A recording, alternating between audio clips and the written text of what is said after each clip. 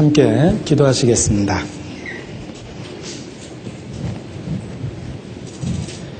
사랑이 많으신 거룩하신 아버지 하나님, 우리를 구원해 주시고 주의 자녀로 삼아주신 것 진심으로 감사를 드립니다. 또 주의 몸된 교회에서 우리를 양육하여 주심도 더욱 아버지 하나님께 감사 찬양을 드립니다. 오늘 저희가 욥기를 공부하기 위해서 한자리에 함께 모였습니다. 이 시간 주의 성령으로 주관하여 주셔서 마땅히 깨달아야 될 말씀을 보여주시고 또 주님 안에서 살아갈 수 있는 지혜와 능력을 얻는 시간이 될 수 있도록 친히 역사하여 주시기를 주님께 간절히 기도합니다. 우리의 마음을 넓혀주시고 지혜와 총명을 주시며 주의 교훈을 발견하고 또 삶에 적용할 수 있도록 온전히 주관하여 주시옵소서. 우리의 연약함을 고백하고 오직 성령의 새롭게 하시는 능력을 사모하고 기다립니다. 주의 이름을 위하여 역사하여 주시며 주의 영광을 위해서 우리 각 사람을 더욱 변화시켜 주시옵소서. 오늘 배우는 말씀을 통해 이 마지막 때를 살아갈 수 있는 지혜를 얻고 능력을 얻을 수 있도록 도와주시기를 주님께 부탁을 드립니다. 특별히 젊은 날에 우리를 불러주시고 구원해 주신 것 더욱 감사를 드립니다. 주의 새벽 이슬과 같은 청년들로서 우리 모두 훌륭한 일꾼이 될 수 있도록 주님 양육하여 주시고 또 인도하여 주시기를 부탁을 드립니다. 이 시간 온전히 주께 의지합니다. 저희를 사랑하시는 고마우신 우리 구주 예수님의 이름으로 기도합니다. 아멘. 네. 실수입니다.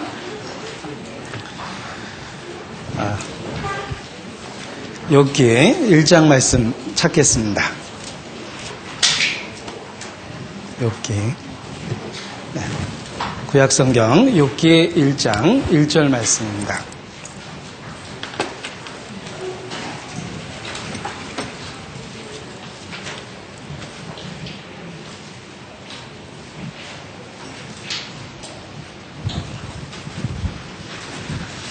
욥기 1장 1절 말씀 같이 읽겠습니다. 우스 땅에 욥이라 이름하는 사람이 있었는데 그 사람은 순전하고 정직하여 하나님을 경외하며 악에서 떠난 자더라. 네.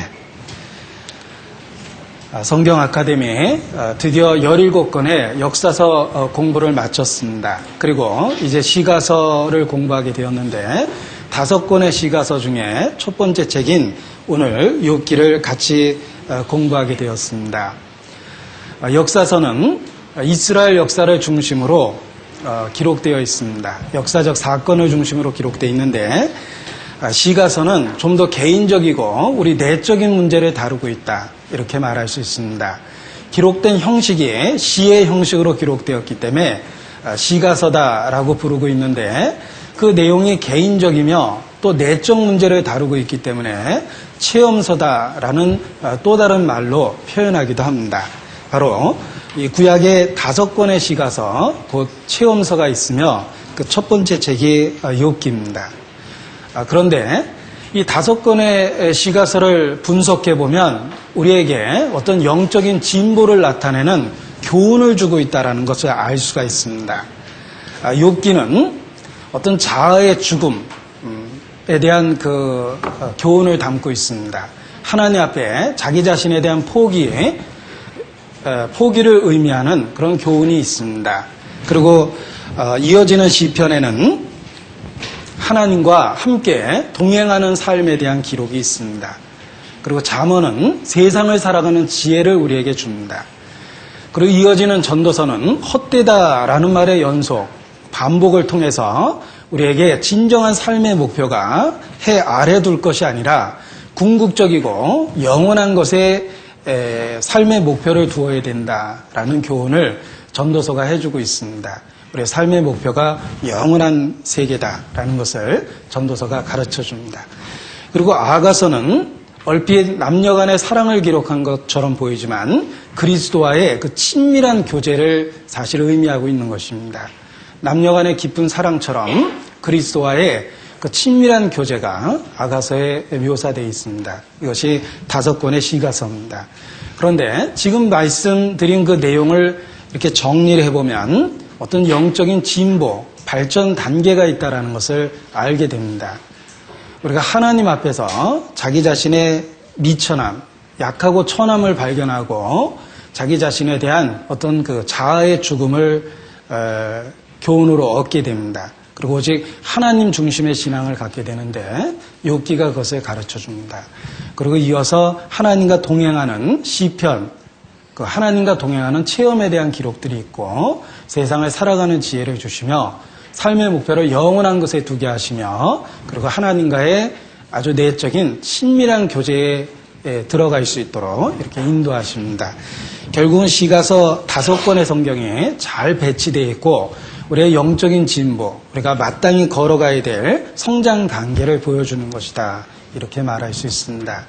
이 성경은 정교하게 설계되어 있다. 우리에게 마땅히 깨달아야 될 말씀을 가르쳐주기 위해서 아주 정교하게 배치되어 있고 설계되어 있는 거다. 이렇게 깨달을 수 있습니다. 특별히 오늘 시가서의 첫 번째 책인 욥기를 배우게 되었습니다. 개인적으로 제가 이 욥기를 공부하면서 아주 자원하는 마음에 기쁜 마음으로 사실 그 선택을 했습니다. 제 자신에게도 새로운 기회가 되고 또 큰 도움이 될 거라는 걸 알았기 때문에 오늘 그 아카데미의 욥기 주제를 제가 자원해서 이렇게 맡게 되었습니다. 사실 욥기를 부분적으로 해석하면 어려운 구절이 많습니다.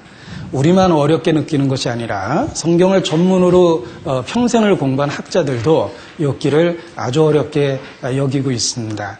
여러 가지 이유가 있는데 일단은 히브리 문학 자체에서 가장 그 까다로운 표현들이 욥기에 많이 있다고 말합니다. 그리고 대개 어휘는 반복적으로 사용해서 그 의미를 분명하게 서로 나타내 주는데 사실 욥기에만 나타난 특별한 히브리 단어가 100개 이상이 된다 이렇게 말합니다. 그래서 그 언어적인 그 특성상 또 어려운 그 한 번 정도 사용한 단어가 욥기에 많이 나오기 때문에 더욱더 해석하기 어렵다 이렇게 말합니다. 그러나 분명한 건 부분적으로 어렵지만 전체적으로는 아주 분명한 핵심적 주제를 우리에게 전달해 줍니다. 그 핵심적 교훈을 나누는 것이 필요하고 그것이 중요합니다. 그래서 오늘 욥기 공부 짧은 시간인데 그 핵심적인 주제를 주로 다루도록 그렇게 하겠습니다.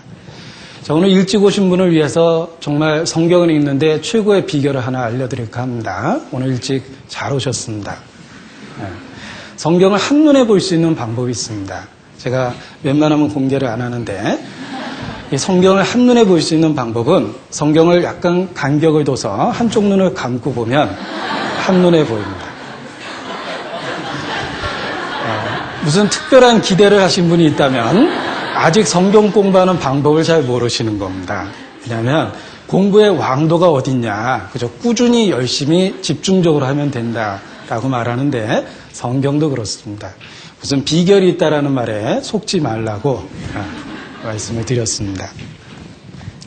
자, 유인물을 보시겠습니다. 원가 절감을 위해서 저는 이렇게 큰 페이지에 인쇄가 되어 있는데 아마 나눠주신 그 유인물은 절반의 크기로 이렇게 복사를 한 것 같습니다.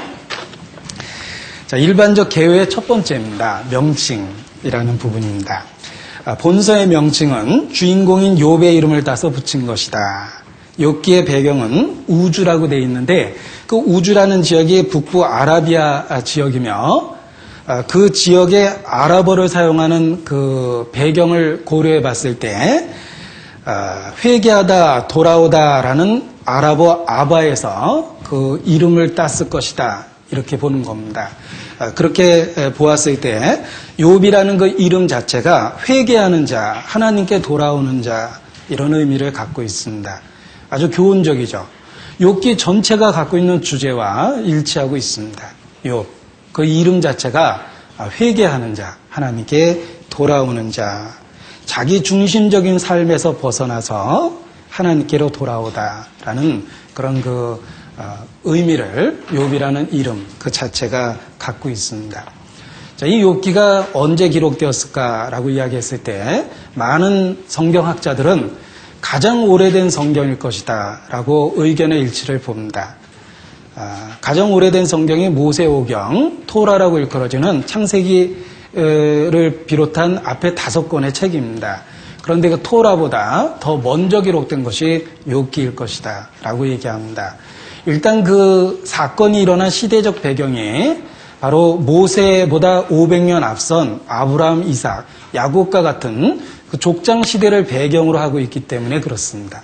그래서 가장 오래된 그 사건 중에 하나며, 그리고 기록 연도 자체도 아마도 토라보다 더 앞서서 기록됐을 것이다 이렇게 말합니다. 자, 그런데 이렇게 말씀드리는 충분한 근거가 있습니다. 그 2번에 보면 욥기의 시대적 배경, 그래서 욥기의 시대적 배경은 족장 시대일 것이다 라고 말씀을 드리고 거기 5가지 근거를 모아봤습니다. 사실 그 많은 참고서적을 살펴보면 더 많은 구체적인 이야기가 있습니다. 그 중에 이제 대표적인 것만 5가지 모아봤는데, 이 5가지 근거를 읽다 보면 성경을 막연한 추론으로 이야기하는 게 아니다라는 것을 곧 아시게 될 겁니다. 상당히 이성적으로 분석적으로 본문을 살펴보고 얻은 결론입니다. 성경학자들은 자신의 삶을 바쳐서 본문 연구에 삶을 투자합니다. 그리고 상당히 그 세밀한 관찰을 통해서, 연구를 통해서 사실 이러한 그 결과를 이끌어낸 겁니다. 제가 학창시절에 재미있게 읽었던 그 책 중에 하나가 추리소설입니다. 추리소설이 그 형식 자체가 이렇게 상당한 흡입력이 있습니다. 읽기 시작하면 빠져들게 돼 있습니다. 그런데 그 추리소설의 묘미가 어떤 그 객관적이고 이성적인 그 판단 근거를 통해서 사건을 해결한다는 것입니다. 그런데 이 성경을 공부할 때도 상당히 그 이성적이고 합리적인 그 연구를 통해서 객관적인 그 이야기를 하게 됩니다. 마찬가지로 욥기가 족장 시대를 배경으로 한 것이며 가장 오래된 성경이다라고 이야기하는 데는 이제 그만한 이유들이 있는 것입니다. 여기 거론한 것 중에 첫 번째는 유대인에게 있어서 가장 중요한 것은 종교 의식입니다. 죄를 용서받는 속죄 제사와 관련된 여러 가지 의식이 있습니다.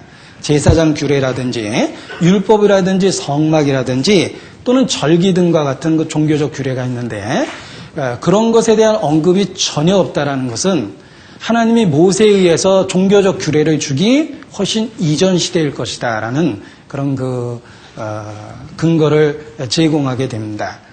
욥기에는 이스라엘의 종교적 의식이나 제사 제도에 대한 구체적 언급이 없다라는 게 이제 첫 번째입니다. 그리고 여러 가지 환경적 묘사가 족장 시대일 가능성이 아주 많습니다. 예를 들면 족장 시대에는 재산에 대한 평가가 가축의 숫자를 갖고 재산 평가를 했습니다. 그런데 역시 욥의 재산을 평가할 때도 가축의 숫자를 통해서 재산의 평가를 합니다.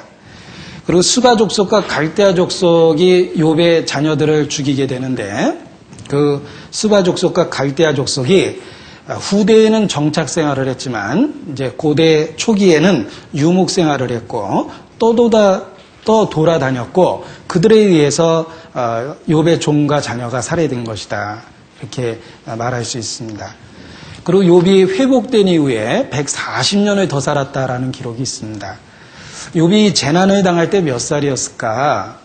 손자에 대한 언급은 없는 거 보니까 그 나이가 뭐 60, 70 정도밖에 안 됐을 것이다 이렇게 이야기할 수 있는데, 그 회복된 이후 140년을 더 살았다라는 기록을 통해서 욥의 나이가 한 200세 정도 되지 않았을까 이렇게 추론할 수 있는 겁니다. 근데 인간의 수명이 이렇게 점점 줄기 시작해서 족장 시대에 한 200세 정도 됩니다. 아브라함의 아버지 데라가 205세를 살았고 믿음의 조상 아브라함이 175세를 살았습니다. 그 시대의 연령과 비슷하기 때문에 이욥의 배경이 족장 시대일 것이다라는 근거를 또 삼을 수 있습니다. 그리고 욥기 마지막 장에 보면 금 한 조각씩 주어서 욥이 재기할 수 있었는데 그 금 한 조각이라는 그 단어가 창세기에도 등장하고 여호수아에도 등장합니다. 그 화폐 단위를 나타낼 때 동일한 그 캐시타라는 단어를 사용했기 때문에 족장 시대일 것임이 틀림이 없다라고 말합니다. 그리고 이제 하나님에 대한 명칭이 여호와라는 말도 사용되고 있지만 욥기에는 전능자, 그 샤다이라는 말이 많이 사용되고 있습니다. 성경 전체를 통해서 가장 많이 전능자라는 명칭이 쓰여진 것이 욥기입니다. 그런데 이 전능자라는 샤다이라는 명칭이 족장 시대에 흔히 쓰였던 하나님에 대한 그 호칭입니다. 그래서 더욱더 그 배경을 족장 시대로 이렇게 추론할 수 있는 겁니다. 그래서 욥기의 시대적 배경이 족장 시대일 것이다라고 말하는 것입니다. 그리고 욥기는 전체적으로 42장으로 이루어져 있는데 시가서라고 말씀드렸습니다. 시의 형식으로 기록되었습니다. 이 시라는 것이 함축성이 있고, 그러니까 아주 짧은 본문에 많은 의미를 담아내고, 그리고 리듬이 있기 때문에 외우기가 쉽습니다. 그래서 고대 문서화되기 이전에 이 리듬을 갖고 있고 함축적인 시는 외우기 좋은 형식으로 되어 있습니다. 그래서 많은 사람들에게 쉽게 구전될 수 있는 그런 장점이 있습니다. 이 욥기는 대부분 시의 형식으로 기록되었습니다. 대부분이라고 말씀을 드린 건 욥기 1장, 2장 그 앞부분의 내용과 또 42장 제일 마지막 부분의 내용이 산문의 형식으로 기록되어 있기 때문에 대부분 시다 이렇게 말씀을 드린 겁니다. 자, 성경 공부하는 요령을 언젠가 말씀을 드렸는데 어떤 성경이든지 읽기 시작할 때 끝장을 기억하라 라는 말씀을 드렸습니다. 마지막 장을 기억하고 성경을 읽기 시작해야지만 시작과 끝을 잡았기 때문에 성경 내용이 분석적으로 머리에 담아집니다. 욥기도 끝장을 기억해야 되는데 42장이 마지막 장이라는 걸 기억하십시오. 자, 그리고 다른 성경에도 욥에 대한 언급이 있습니다. 에스겔에 보면 하나님이 의인의 예로서 세 사람을 들었습니다. 노아, 다니엘, 욥 이렇게 의인의 예로서 세 사람을 들었는데 그때 욥을 거론합니다. 그래서 역사적 인물이라는 것을 알 수가 있습니다. 또 신약 성경에 이르러서도 그 야고보서에 보면 너희가 욥의 인내를 들었고 주께서 주신 그 결말을 보았다라고 말씀하시며 욥의 역사성을 다시 한번 입증하시기도 합니다.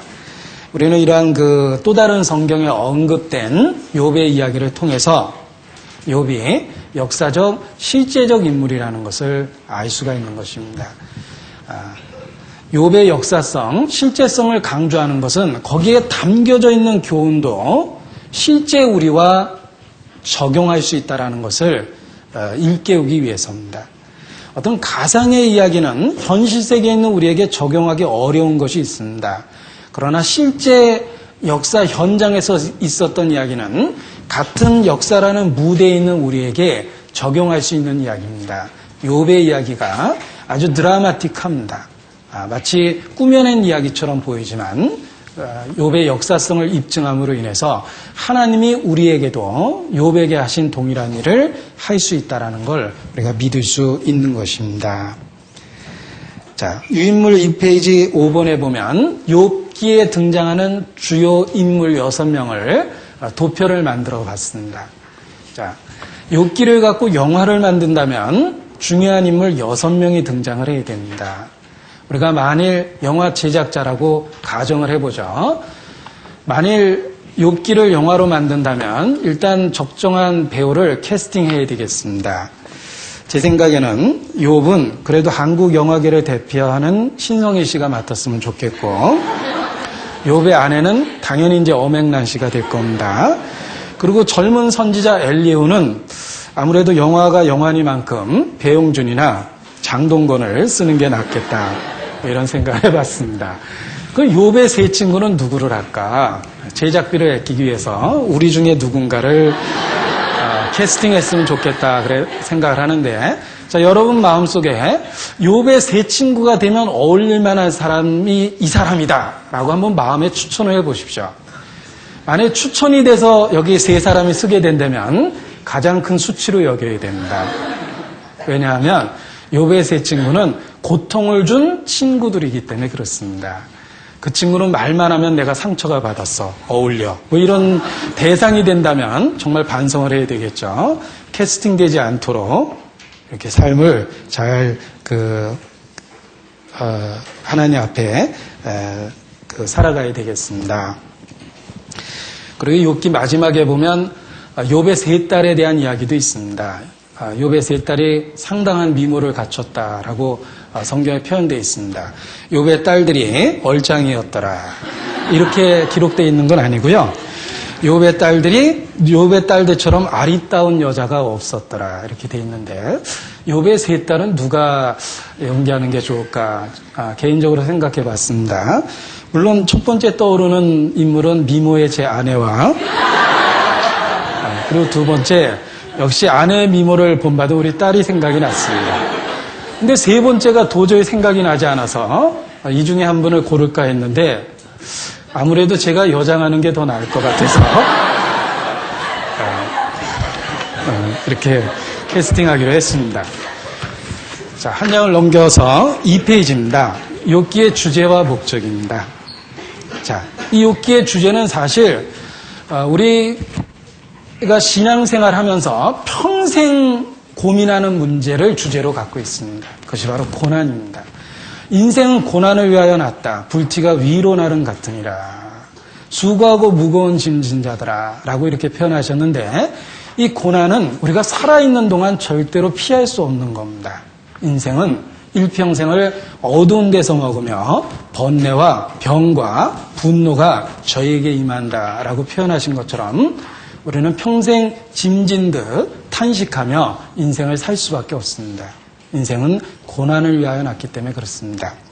이 욥기의 주제가 바로 그 고난입니다.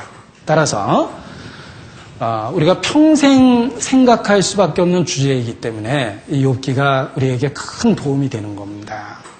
그리고 특별히 욥기의 주제는 고난이라는 그 주제이면서 의인이 당하는 고난, 그러니까 아무 잘못 없이 어떤 어려움을 당하는 그런 그 문제를 다루고 있습니다.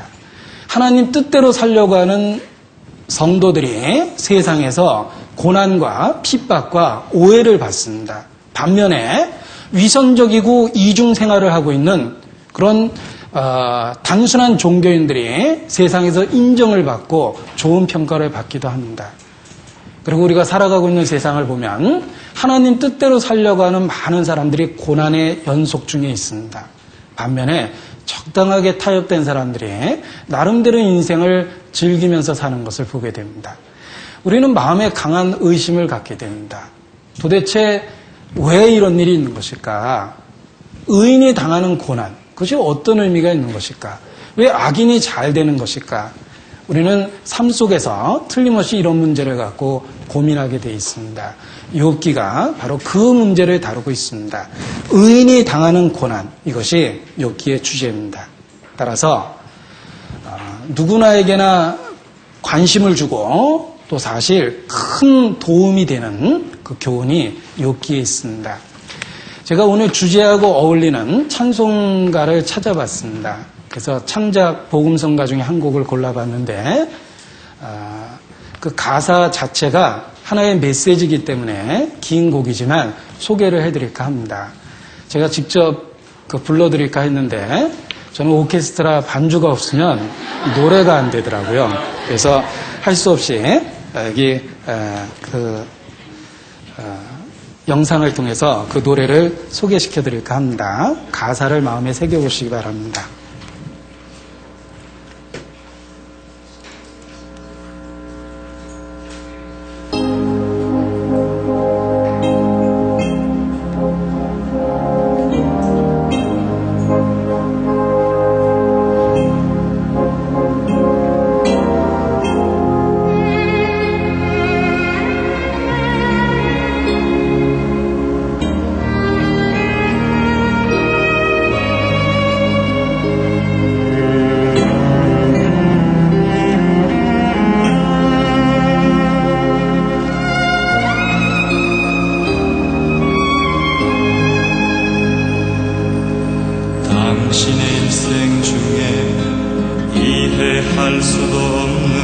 엄청난 고난이 닥칠 때 당신은 하나님께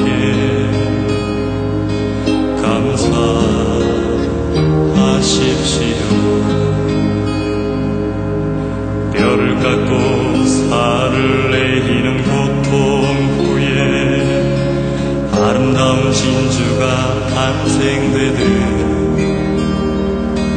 이 고난으로 말미암아 하나님은 당신을 성숙시키시기 원해요.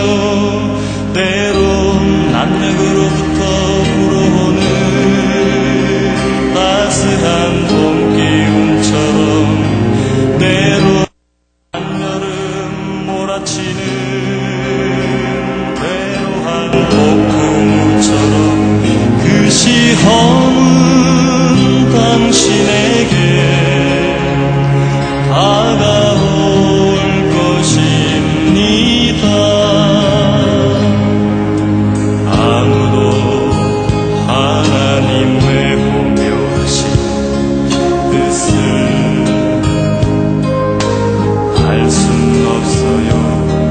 그 고난을 통해 당신을 성장케 하시려는지, 그 고난을 통해 당신을 매질하시려는지. 그러나 우리가 분명히 기억해야 할 것은 이 모든 고난은 그분의 사랑으로 임한 것이란 사실 분명히 기억해야 해요.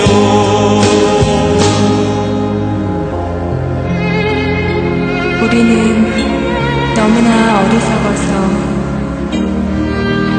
그 고난의 골짜기를 다 지난 후에야 비로소 하나님의 오묘하신 뜻을 깨닫게 됩니다.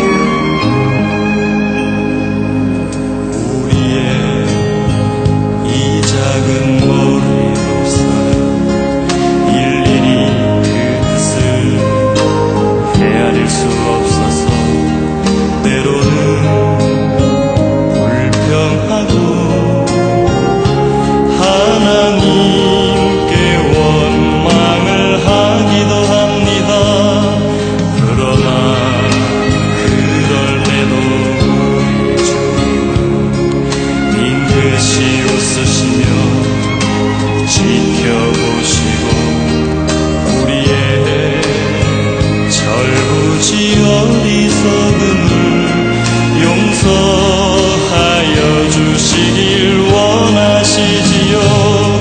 그분은 묵묵히 웃으시며 그 고난의 시나리오를 진행시키시고 한 인간의 성숙되어간 과정을 지켜보고 계시죠. 가능하다면 그 처음 불평의 늪에서 빨리 벗어나야 해요. 그만큼 당신은 빨리 하나님의 계획 속에 동참케 되는 것이죠.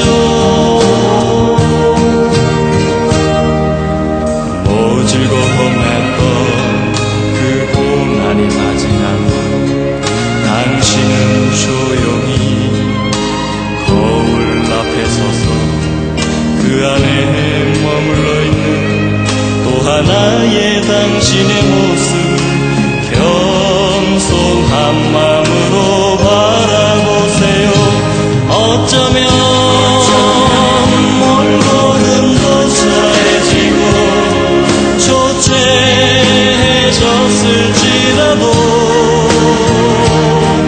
그 안에 거듭 태어난 든든한 당신의 영혼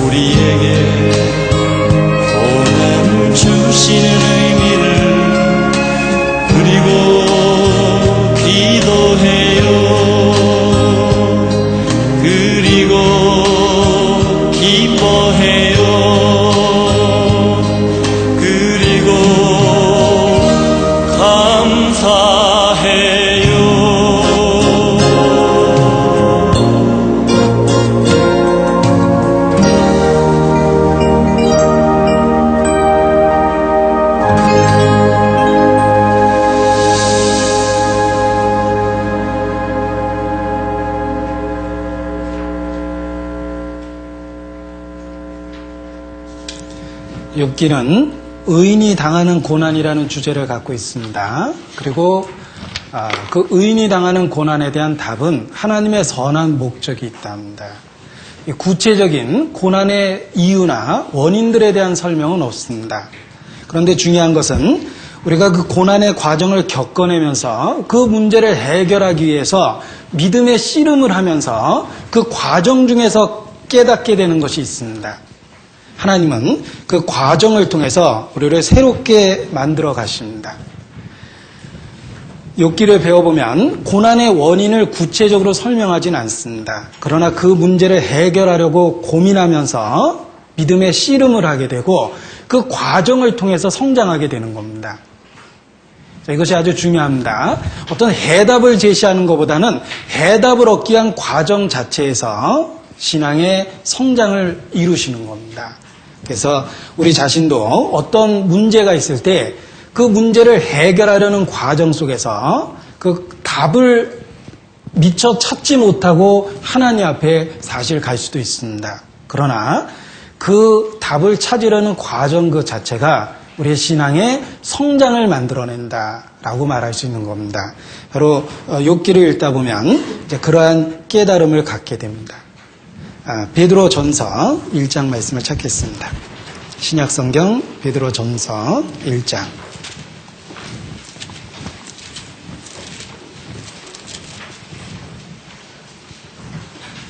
7절입니다. 신약성경 베드로전서 1장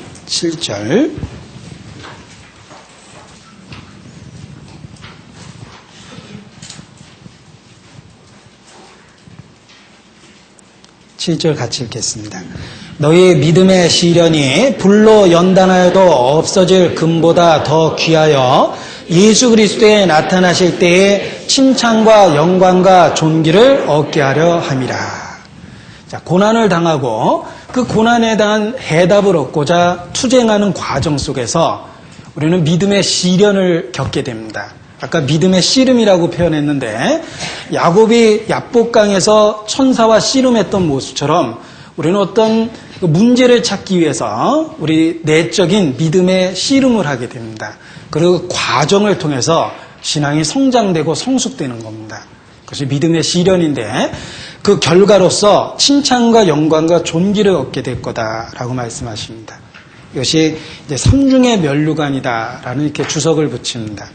우리는 왕관을 하나를 쓰는 것이 아니라 삼중의 왕관을 쓰게 됩니다. 칭찬과 영광과 존귀인데 이 삼중의 면류관이 바로 믿음의 시련을 통해서 생기는 겁니다. 우리가 어떤 개인적인 어려움이 있습니다. 그리고 그 원인을 신앙적으로 모를 수도 있습니다. 그러나 원인을 찾지 못한다 하더라도 그 문제를 신앙적으로 해결하려고 믿음의 선한 싸움을 할 때 그 과정을 통해서 우리가 새로운 깨달음을 갖게 된다. 이것이 욥기가 우리에게 이야기해주고 있는 큰 주제다. 이렇게 말할 수 있습니다. 인물 비교라는 2페이지 보겠습니다. 인물 비교. 욥의 세 친구 엘리바스와 빌닷 그리고 소발은 모두 욥의 문제를 잘못 진단했다. 그들은 사람들의 행위에 따라 이 땅에서 하나님의 상급과 심판을 받는다고 주장했다. 자, 이 욥의 세 친구들은 공통된 그 의견이 있었습니다. 그것은 선한 일에 대한 보응이 이 땅에서 있을 것이다 라고 생각하는 겁니다. 그들의 관점이 이 땅을 넘어서 영원한 세계를 보지 못하고 있습니다. 이 땅에서만 하나님의 결과를 보려고 하니까 선을 행한 그 복이 이 땅에서 주어지고 불행은 악의 결과라고 이렇게 흑백 논리로 생각하게 됐던 겁니다. 이 세 친구의 논리대로 한다면 욥은 자녀가 죽고 재산을 잃어버리고 몸에 온 병이 들었습니다. 세 친구의 논리대로 하면 욥이 틀림없이 많은 죄를 지었다라고 단정할 수밖에 없는 겁니다. 왜냐하면 불행은 항상 악에 대한 징벌로 나타나는 거다 이렇게 생각했기 때문입니다. 그리고 하나님의 축복은 건강이나 재산의 증식으로 나타나는 거다 이렇게 생각을 했습니다. 그래서 선을 행할 때는 하나님의 은총이 이 땅에서 주어지고 평안하고 재산이 늘어날 것이다. 그런데 내가 불행한 것은 내게 고난이 닥친 것은 틀림없이 죄의 결과일 것이다. 이렇게 단정을 하고 욥을 끊임없이 정죄합니다. 그것이 이제 세 친구의 관점입니다. 자, 반면에 엘리후는 전혀 다른 관점을 제시합니다. 욥이 죄를 지었기 때문에 고난받는 건 아니다. 욥의 과거의 문제가 있어서 현재 고난을 당하고 있는 것이 아니다. 라는 이야기를 엘리후는 합니다. 그리고 엘리후는 욥은 지금 그러니까 죄 때문에 고난당하는 건 아니지만 고난을 당하고 있기 때문에 하나님께 죄를 지고 있다. 고난당하고 있는 그 모습에서 하나님에 대한 원망과 분노를 갖고 있기 때문에 그러한 태도가 잘못된 거다. 이렇게 말합니다. 그래서 욥의 고난은 죄 때문은 아니었지만 욥은 고난 때문에 지금 하나님께 죄를 짓고 있다. 이렇게 말하는 겁니다. 자, 이 세 친구와 엘리후의 차이점이 많죠. 세 친구는 욥이 틀림없이 죄를 졌기 때문에 고난당하고 있다. 이렇게 본 겁니다. 그런데 엘리후는 욥의 고난은 죄 때문은 아니지만 고난당하고 있는 욥이 지금 하는 모습 자체는 하나님께 죄를 짓고 있는 모습이다. 라고 이렇게 현재 태도가 잘못되어 있다는 이야기를 하는 겁니다. 고난을 당하니까 욥의 마음가짐이나 하나님에 대한 태도가 잘못되어 있다는 것을 엘리후는 지적을 합니다. 욥의 상태를 사실 정확하게 얘기한 것이다. 이렇게 말할 수 있습니다. 그리고 욥에게도 결정적인 문제가 있습니다. 자, 욥은 사실 죄 때문에 고난당한 건 아닙니다. 우리는 욥기 1장과 2장을 통해서 그 원인을 찾아볼 수 있는데 욥의 고난은 죄 때문은 아닙니다. 그러나 욥은 자기가 이렇게 의롭게 살았는데 하나님이 어떻게 나한테 이러실 수 있는가라는 태도로 끊임없이 하나님에 대한 불평을 원망을 표현하게 됩니다. 따라서 욥의 말을 계속 듣고 있다 보면 욥은 참 이렇게 훌륭하고 선한데 하나님이 뭔가 좀 이상하다. 너한테 참 너무하는 것 같다라는 생각을 하게 만드는 겁니다. 그것이 이제 욥의 잘못된 태도입니다. 우리 중에 사실 욥과 같은 사람이 있을 수 있습니다. 자기 자신은 끝없이 자기 자신의 정당성을 주장하면서 하나님이 나를 이렇게 대우하시는 건 하나님에게 문제가 있다. 뭐 이런 식으로 혹 표현하는 사람이 아마도 우리 시대의 욥의 문제를 가진 사람이다. 이렇게 말할 수 있는 겁니다. 그것이 도덕적인 죄로부터 욥은 분리되어 있었지만 고난을 받을 때 하나님에 대한 태도에 있어서 잘못된 죄를 짓고 있는 것이다. 이렇게 말할 수 있습니다. 이제 좀 더 구체적으로 이 각각의 경우를 살펴볼 수 있고 이제 교훈을 받게 됩니다. 전체적인 내용을 먼저 보겠습니다. 이 전체적인 내용은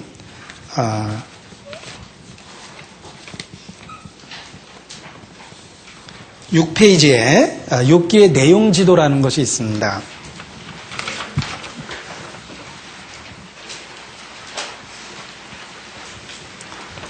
욥기의 내용 지도라는 도표 그림이 있는데 제가 제일 윗줄을 읽어보겠습니다.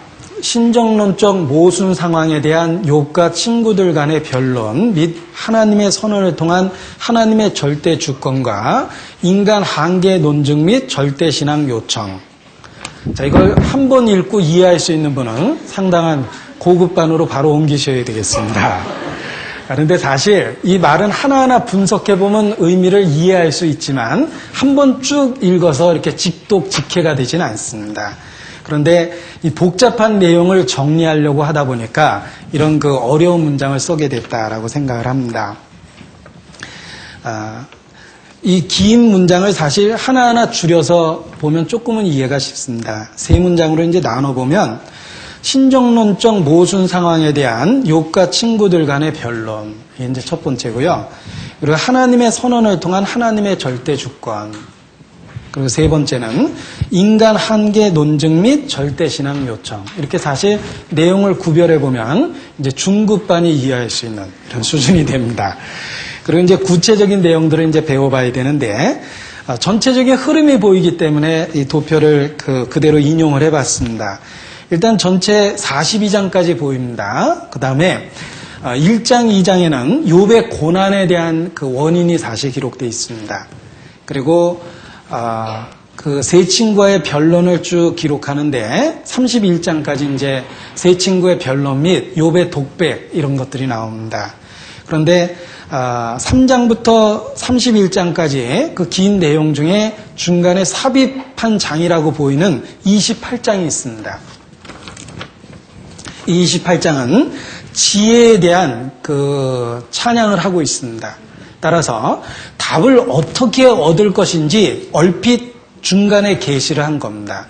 이 복잡한 문제에 대한 답을 어디서 얻겠느냐? 28장에서 그것을 이렇게 번뜩 보여준 겁니다.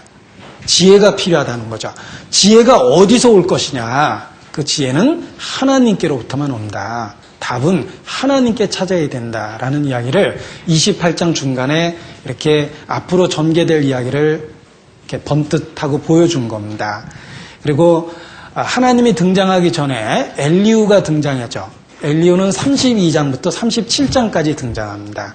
그래서 총 6장에 걸쳐서 등장하는데 이 엘리후의 등장이 아주 적절합니다. 왜냐하면 세 친구의 그 복잡한 격한 토론의 이야기를 잘 정리를 하고 그들의 마음을 하나님 앞으로 데려갑니다.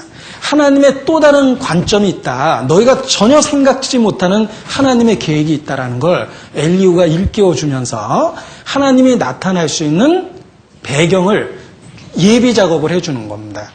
마치 예수께서 공생애를 시작하기 전에 세례 요한이 광야에서 나타나서 주의 길을 예비하는 자라라고 그의 사역을 시작하게 됩니다. 세례 요한은 곧 나타날 예수 그리스도를 준비했죠. 마찬가지입니다. 엘리후는 곧 나타날 하나님의 직접적인 등장을 준비하기 위해서 그들에게 새로운 관점, 하나님의 또 다른 계획이 있다. 너희가 전혀 생각하지 못한 그런 하나님의 계획이 있다는 것을 엘리후가 일깨워주는 겁니다. 그래서 복잡해 보이지만 상당히 체계적으로 기록됐다라는 것을 알 수가 있습니다. 그리고 드디어 클라이막스죠. 하나님이 욥기 38장에 직접 폭풍우 가운데서 나타나십니다. 그래서 마침내 그 불평과 원망하는 마음을 가졌던 욥을 하나님 앞에서 굴복시킵니다. 욥은 내가 티끌과 재 가운데서 회개하나이다 라고 하나님 앞에 고백하게 됩니다. 그리고 돌이킨 욥에 대해서 하나님은 축복으로 최종적으로 그에게 갚아주십니다. 이러한 이야기가 욥기 전체의 흐름이다라고 알 수가 있습니다. 자, 이 페이지의 내용 부분을 보겠습니다. 첫 번째, 욥기에 나타난 사탄의 모습입니다. 이 페이지 큰 번호 4번의 1번입니다. 자, 욥기에 나타난 사탄의 모습입니다. 자, 사탄이 제멋대로 세상을 돌아다니며 온갖 악한 일과 거짓된 일을 한다. 그래서 세상을 두루 돌아다니다가 하나님 앞에 오게 되는데 이 세상을 두루 다니는 사탄이 우리들 속에서도 역사할 수 있다는 걸 항상 기억할 필요가 있습니다. 사단이 우는 사자처럼 지금도 삼킬 자를 찾기 위해서 두루 돌아다닌다라고 성경은 표현하고 있습니다. 따라서 우리도 언제든지 사단의 직접적인 공격 대상이 될 수 있다는 걸 기억했을 때 오직 그리스도 안에 머물러야 되겠다라는 그런 그 절대적 필요성을 다시 한번 느끼게 됩니다.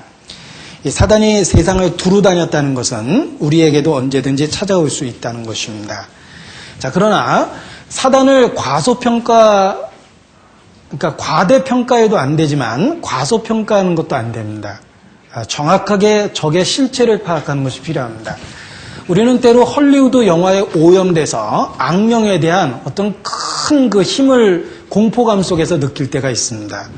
무슨 헐리우드 공포 영화 보면 이제 아주 통제 못할 큰 힘을 갖고 있는 악령의 모습이 나온다.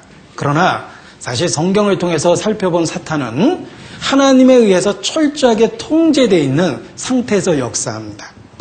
그를 과대평가해서는 안 됩니다. 사단이 전지전능한 게 아니죠. 우리의 속을 들여다보지 못합니다. 그래서 욥이 이렇게 하면 대면에서 주를 욕할 거다라고 사단은 자신 있게 얘기했지만 사실 틀렸죠. 사단은 예지할 수도 없고 전지하지도 않는 겁니다. 그 사단의 제한된 능력입니다.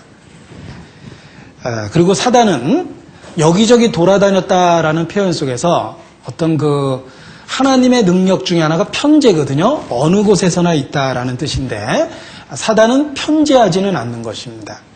그래서 피조물의 한계를 갖고 있기 때문에 우리가 하나님을 의지했을 때는 얼마든지 사단으로부터 보호될 수 있다라는 것을 알 수가 있습니다.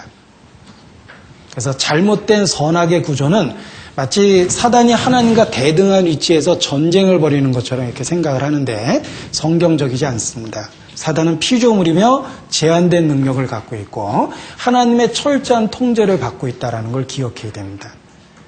그래서 우리가 오직 주님 안에 있을 때 사단으로부터 안전한 것이다. 온전히 안전할 수 있다는 것을 깨달을 수 있는 것입니다. 7페이지에 연관해서 보겠습니다. 7페이지에 거기 3번 참소자인 사단이라는 그 제목이 있습니다. 7페이지 3번 그는 하나님 앞에서 참소자이다. 또한 사단은 우리 입에서 하나님을 저주하고 원망하는 소리가 나오는 것을 목표로 역사한다. 하나님과 우리를 이간하는 거죠. 그러나 그의 활동은 철저히 하나님의 주권 아래서 통제되고 있다. 사단 역시 하나님의 피조물로서 그 활동이 제한되고 있음을 기억할 때 하나님이 우리를 보호하시는 한 우리가 그를 두려워할 이유가 없는 것이다. 너희를 해할 자가 결단코 없으리라. 너희 머리털 하나 상치 못하리라. 라고 성경은 우리에 대한 절대적 그 보호를 약속하고 계십니다. 이 사단에 대해서 우리가 올바로 인식하고 있어야지만 지나친 공포감도 갖지 않고 또 사단을 적절하게 대처할 지혜도 얻을 수가 있는 겁니다. 그리고 이 사단이 땅에 두루 돌아다녔다라는 말처럼 우리의 영적 전투, 우리의 신앙생활 뒤에 그 영적인 실체 사탄이 있다는 것도 기억을 해야 됩니다. 단지 육신적인 상황만을 분석해서 이해할 수 없는 일들이 우리 주변에 많이 있다는 겁니다. 왜냐하면 그 뒤에 사탄의 역사가 있는 것입니다. 자, 이상하게 PD수첩에 나오는 이단적 교파에 대해서는 아주 관용적인 사람이 우리가 전하는 복음에 대해서는 아주 열렬하게 반대하는 사람이 있습니다. 아니 그렇게 진리를 옹호하고 싶으면 PD수첩에 고발되는 저 사이비들은 왜 그냥 두고 우리만 갖고 그럴까라는 생각을 하게 되는데 그 뒤에 사탄의 역사가 있는 겁니다. 그래서 진정한 복음을 갖고 있는 그리스도인이 이유 없는 핍박을 당하게 되고 도저히 상황으로 이해할 수 없는 그런 그 핍박을 당하는 때가 많이 있습니다. 그 뒤에 영적 활동을 하고 있는 사탄이 있다라는 걸 기억해야 됩니다. 에베소서입니다. 에베소서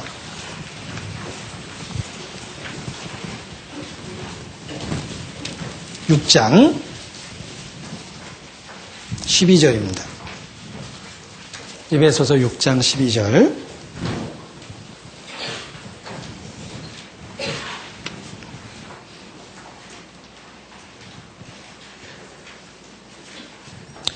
같이 읽죠. 우리의 씨름은 혈과 육에 대한 것이 아니요 정사와 권세와 이 어둠의 세상 주관자들과 하늘에 있는 악의 영들에 대한이라. 자, 가끔 상황적으로 전혀 이해할 수 없는 핍박을 당할 때 우리의 씨름이 혈과 육에 가는 것이 아니다라는 걸 기억할 필요가 있습니다. 그래서 어떤 분도 크게 핍박하다가 구원을 받았는데 자기가 왜 그때 그렇게 크게 핍박했는지 이해할 수가 없다. 뭐 크게 잘못하는 것도 없었는데 그냥 교회 다닌다고 그러니까 뭐 제가 그대로 인용하기가 뭐한데요. 때려 죽이고 싶더라. 뭐 이렇게 왜 자기가 그런 감정까지 가졌는지 이해할 수 없다라고 이렇게 고백하는 분도 사실 계십니다. 왜냐하면 악한 사탄의 영이 역사했기 때문입니다. 그래서 그의 적개심을 불신자 속에서 이렇게 표현하기 때문에 이유 없이 더 크게 분노를 하는 겁니다. 어떤 분은 이제 구원받고 교회로 옮기겠다 그러니까 차라리 대순진리를 가라. 내가 차라리 정명석을 믿는다 그러면 내가 반대를 안 하겠다. 막 이러는 사람도 있습니다. 이제 그런 그 극한 표현을 쓰는 것이 그 뒤에 악한 영의 역사가 있는 것이다. 이렇게 말할 수 있습니다. 그래서 우리가 참소자인 사단과의 전쟁 속에 있다라는 걸 기억할 때 영적인 그 보호가 필요하며 영적인 무기가 필요한 겁니다. 영적인 보호는 in Christ죠. 그리스도 안에 있는 것이고 영적인 무기는 성령의 검, 말씀을 갖는 겁니다. 그것이 악한 영과 싸울 수 있는 그 비결입니다. 내 의지나 내 노력이나 내 결심만 갖고는 절대로 안 됩니다. 하나님의 말씀인 영적인 무기가 필요하고 그리고 그리스도 안이라는 절대적 그 신앙이 필요한 겁니다. 저는 하나님의 권속이라는 말을 참 좋아합니다. 이 권속이라는 말이 쉬운 말로 가족이라는 뜻인데 너희는 하나님의 권속이다 이렇게 표현했습니다. 그런데 이 권속이라는 말을 헬라어로 분석하면 복합적인 의미가 있다라고 얘기합니다. 그냥 패밀리죠. 가족이라는 뜻인데 헬라어에는 두 가지 복합적인 의미가 있다라고 이야기합니다. 그것이 첫 번째는 to be, 존재하다 이런 뜻이고요. 그리고 또 하나는 circle이라는 뜻입니다. 이 두 개의 단어 뜻이 합해서 권속이라는 단어를 만들어내고 있는 겁니다. 자, 의미를 생각해 보면 여기 나라는 존재가 있습니다. 몸매를 보니까 저 맞죠? 네. 우리 아이가 제 배만 보면 아빠 여기 TV 어디 갔어? 무슨 뜻인데 텔레톱이 여기 TV 달고 다니는데 아빠 TV 어디 갔어? 이렇게 이제 신체적인 특징을 갖고 놀리는 경우가 있습니다. 네, 그러면 안 되겠죠. 네. 자, 아무튼 여기 나라는 존재가 있는데 권속이라는 말이 무슨 뜻이냐면요. 이렇게 서클, 네, 나를 둘러싼 원이 있다는 거예요. 그리고 내가 그 안에 to be, 존재한다는 뜻입니다. 이 원 안에 내가 있다라는 게 그리스도 안에, 하나님의 보호 안에 있다는 뜻입니다. 따라서 외부 세력인 사탄이 내게 어떤 피해를 주기 위해서 내게 와서 부딪히려면 반드시 통과해야 되는 과정이 있습니다. 이 원을 통과해서 들어와야 돼요. 사단은 이 원을 통과하지 않고서는 절대로 내 안에 들어올 수가 없습니다. 이 원이 하나님의 보호라는 거예요. 사탄이 우리에게 어떤 고난도 주고 문제도 일으킬 수 있지만 하나님이 허락하셔야지만 일어날 수 있는 일이다. 이런 뜻입니다. 우리가 in Christ, 그리스도 안에서 to be, 존재하고 보호되고 있기 때문입니다. 하나님의 권속은 바로 하나님의 보호 안에 있다. 이런 뜻을 갖고 있습니다. 따라서 참소자인 사탄, 우리가 그를 두려워할 필요가 없습니다. 그리스도 안에 있는 한 하나님의 철저한 통제를 받고 있기 때문에 그렇습니다. 사단은 욥을 시험했지만 하나님이 허락하는 선 안에서만 욥을 시험할 수 있었습니다. 하나님은 우리가 당하는 고난을 알고 계십니다.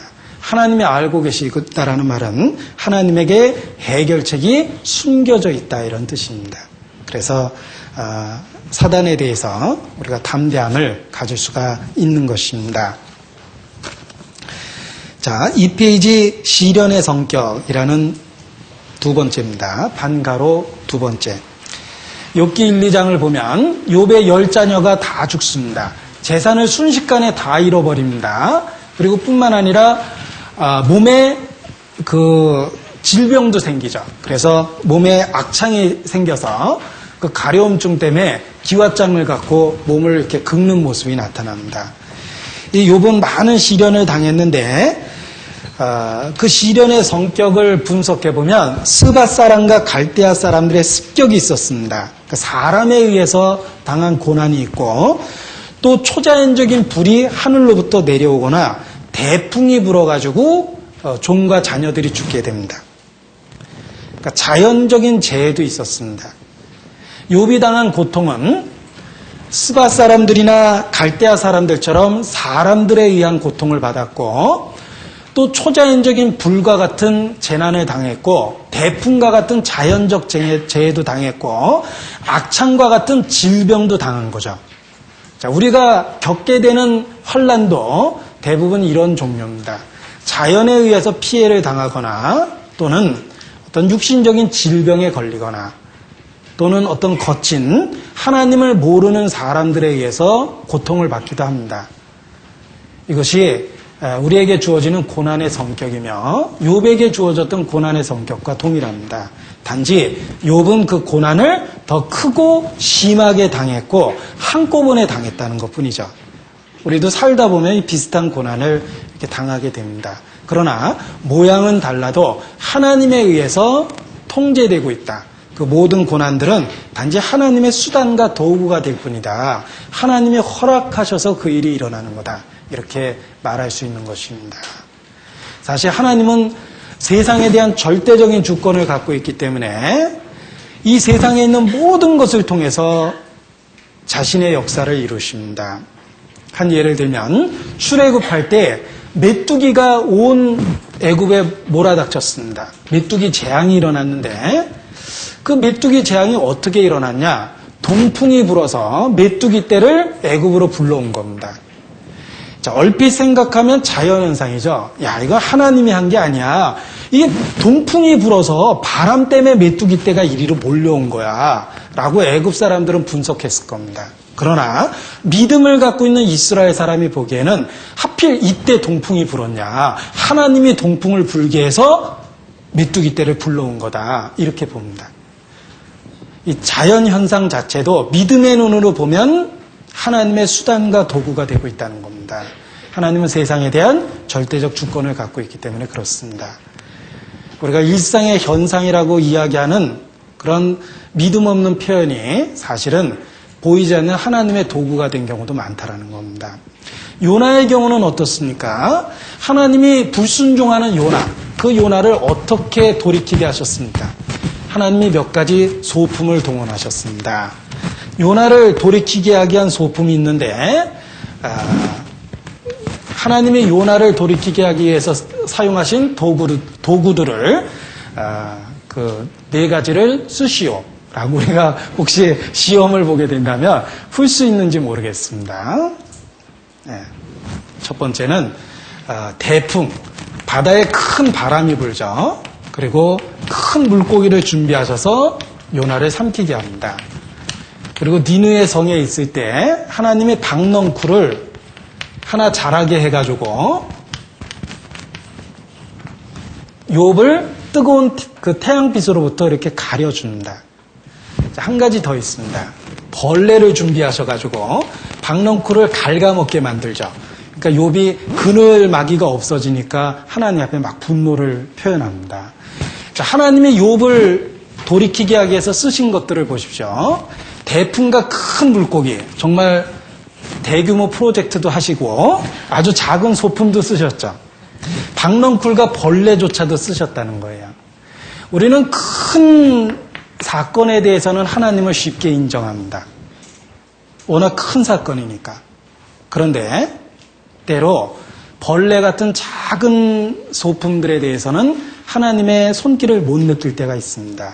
그러나 하나님은 큰 것만을 통해서 역사하시는 것이 아니라 작은 것을 통해서도 역사한다는 것을 기억할 필요가 있습니다. 하나님이 사용하는 도구들입니다. 때로는 초자연적인 큰 표적도 일으키시지만 아주 작은 것들을 통해서 우리의 마음을 교훈하시기도 하십니다. 그것이 이제 하나님이 우리를 시련하고 또 연단하는 방법이다 이렇게 말할 수 있습니다.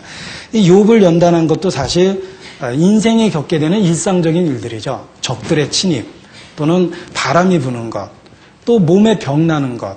그런데 그것을 타이밍을 조절해서 욥을 연단해 가신 겁니다. 그래서 하나님이 어떻게 우리를 시련하고 연단하는지 수단과 도구들을 이해해 볼 수가 있습니다. 자, 3페이지 욥과 친구들의 논증입니다. 이 세 친구는 공통점이 있습니다. 한마디로 죄가 있기 때문에 고난을 받는 것이다 라는 인과응보적인 논리를 갖고 있습니다. 네가 고난당하는 것은 죄가 있다는 증거다. 그러니까 넌 뭔가 잘못한 게 틀림없으니까 너 돌이켜봐라. 돌이켜야 된다. 이런 식으로 이야기를 합니다. 그것이 이제 공통점인데 약간의 차이는 있습니다. 반복해서 읽어보면 엘리바스는 자신의 인생 경험을 근거로 해서 이야기를 합니다. 그래서 내가 보건대 너는 이렇다 이런 표현을 많이 쓰고 나 같으면 이렇게 했을 것이다. 그래서 자기를 기준으로 해서 자기의 인생 경험을 근거로 욥을 판단합니다. 이 반면에 빌닷은 인간의 전통에 근거해서 욥을 비난합니다. 너는 옛사람에게 한번 물어봐라. 그래서 격언들을 많이 인용하고 또 어떤 그 인간 전통의 가르침들을 많이 인용합니다. 그것이 이제 빌닷의 특징입니다. 또 소발이라는 사람은 일반적이고 상식적인 그 말을 사용하지만 욥이 이런 일을 했을 거다라는 억측, 아주 단정적인 추측을 해서 욥을 괴롭힙니다. 너 틀림없이 이런 죄를 졌을 거다. 그러지 않고서야 이렇게 큰 그 고난을 당할 리가 있겠냐. 이렇게 이야기합니다. 이 세 사람의 말은 각각 강조점은 다르지만 동일한 내용을 갖고 있죠. 욥이 죄를 지었기 때문에 이렇게 된 거다. 이렇게 단정을 하는 겁니다. 자, 12페이지 연관된 내용을 좀 적어봤습니다. 12페이지.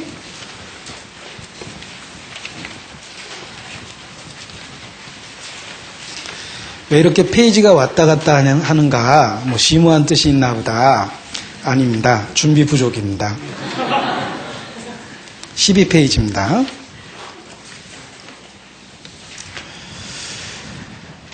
자, 거기에 5번 세 친구와의 대화가 있습니다.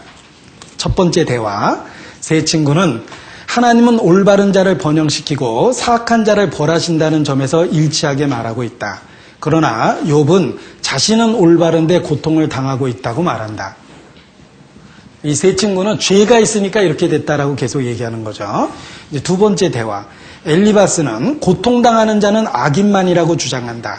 빌닷은 악인은 반드시 고통을 당한다고 주장한다. 소발은 악인이 번영해도 그것은 일시적이라고 주장한다. 그러나 욥은 대답한다. 관찰에 의하면 고통당하는 자는 악인만이 아니다. 사실 그렇죠. 네. 고통당하는 자는 악인만이 아닙니다. 올바른 자도 고통을 당한다. 또한 악인은 일시적으로만 번영하는 것이 아니라 죽기까지 잘 사는 악인도 많다. 이렇게 욥은 말합니다. 그리고 세 번째, 엘리바스는 더 격심한 정도로 같은 주장을 반복한다. 빌닷도 틀에 박힌 말로 같은 주장을 편다. 이 세 번째에서 이제 소발은 침묵합니다. 자, 욥은 그의 말들을 듣고 욥은 자기의 무죄를 더욱더 주장한다. 그러나 욥도 자신에게 죄가 전혀 없다고 주장하진 않는다. 그러니까 일반적인 죄는 인정한다는 거예요. 그렇다. 인생이 어찌 하나님 앞에서 의로우겠느냐. 이렇게 이제 자신의 일반적인 죄성은 인정하지만 그래도 자기는 의롭게 살았다는 주장을 끊임없이 합니다. 그리고 내가 고통받는 건 너희가 생각하는 것처럼 죄 때문에 그런 건 아니다. 이렇게 자신의 무죄를 항변합니다. 그래서 이 엘리바스의 표현대로 빌리자면 이 엘리바스가 사실 욥에게 칼로 찌른과 같이 함부로 말한 겁니다. 왜냐하면 이 엘리바스의 논리를 몇 가지 살펴보죠. 욥기 4장 7절입니다.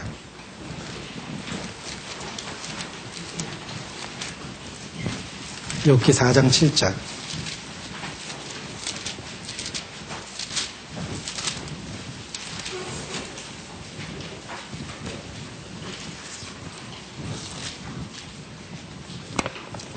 같이 읽죠. 생각하여 보라. 죄 없이 망한 자가 누구인가? 정직한 자의 끊어짐이 어디 있는가? 왜 욥 앞에서 이런 얘기하죠? 네가 딱 그렇다. 너 생각해봐라. 죄 없이 망한 자가 누구냐? 네가 지금 이렇게 망한 건 죄가 있는 거다. 이렇게 얘기를 한 겁니다. 그러니까 아주 사실 잔인할 정도의 말을 한 겁니다. 우리가 이렇게 대면에서 교제한다라고 하면서 1대1로 대면하면서 형제님, 교만하면 안 됩니다. 교만은 패망의 선봉입니다. 자, 이렇게 얘기하는 건 사실 지혜롭지 못한 거죠. 상대방에 대한 직접적인 공격입니다. 그래서 좀 불쾌하게 생각했더니 그렇다고 하나님 말씀인데 불쾌하게 여기면 안 됩니다. 막 이러죠. 이제 또 하나의 욥의 친구다라고 생각을 합니다. 5장 17절입니다. 5장 17절. 볼지어다. 하나님께 징계받는 자에게 복이 있나니 그런즉 너는 전능자의 경책을 업신여기지 말지니라. 네가 뭔가 잘못했는데 하나님이 그래도 너 죽이지 않고 이렇게 자꾸 기회를 주는 건데 빨리 돌이켜라. 이런 식으로 얘기하고 있는 겁니다. 자, 이 빌닷도 욥을 공격하게 되는데 빌닷이 했던 이야기를 보죠. 욥기 8장 20절입니다. 욥기 8장 20절.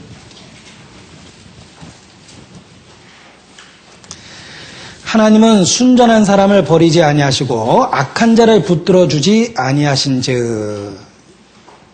이게 어떤 의미로 했는지 잘 보십시오. 말은 좋은 말이에요. 이 말 자체는 맞는 말이거든요. 그런데 욥에게 이 말을 적용하려니까 너는 순전하지 않아서 하나님이 버린 거다. 왜 하나님이 네가 부르짖어도 해답을 안 주냐. 네가 악하기 때문에 그런 거다. 이렇게 얘기하고 있는 겁니다. 그러니까 이 말 자체는 일반적으로 맞는 말인데 욥은 죄 때문에 고난당하고 있는 게 아니죠. 잘못 적용하고 있다는 겁니다. 이 소발도 이제 아주 그런 표현을 쓰는데 소발이 했던 말을 들어보죠. 욥기 11장 6절입니다.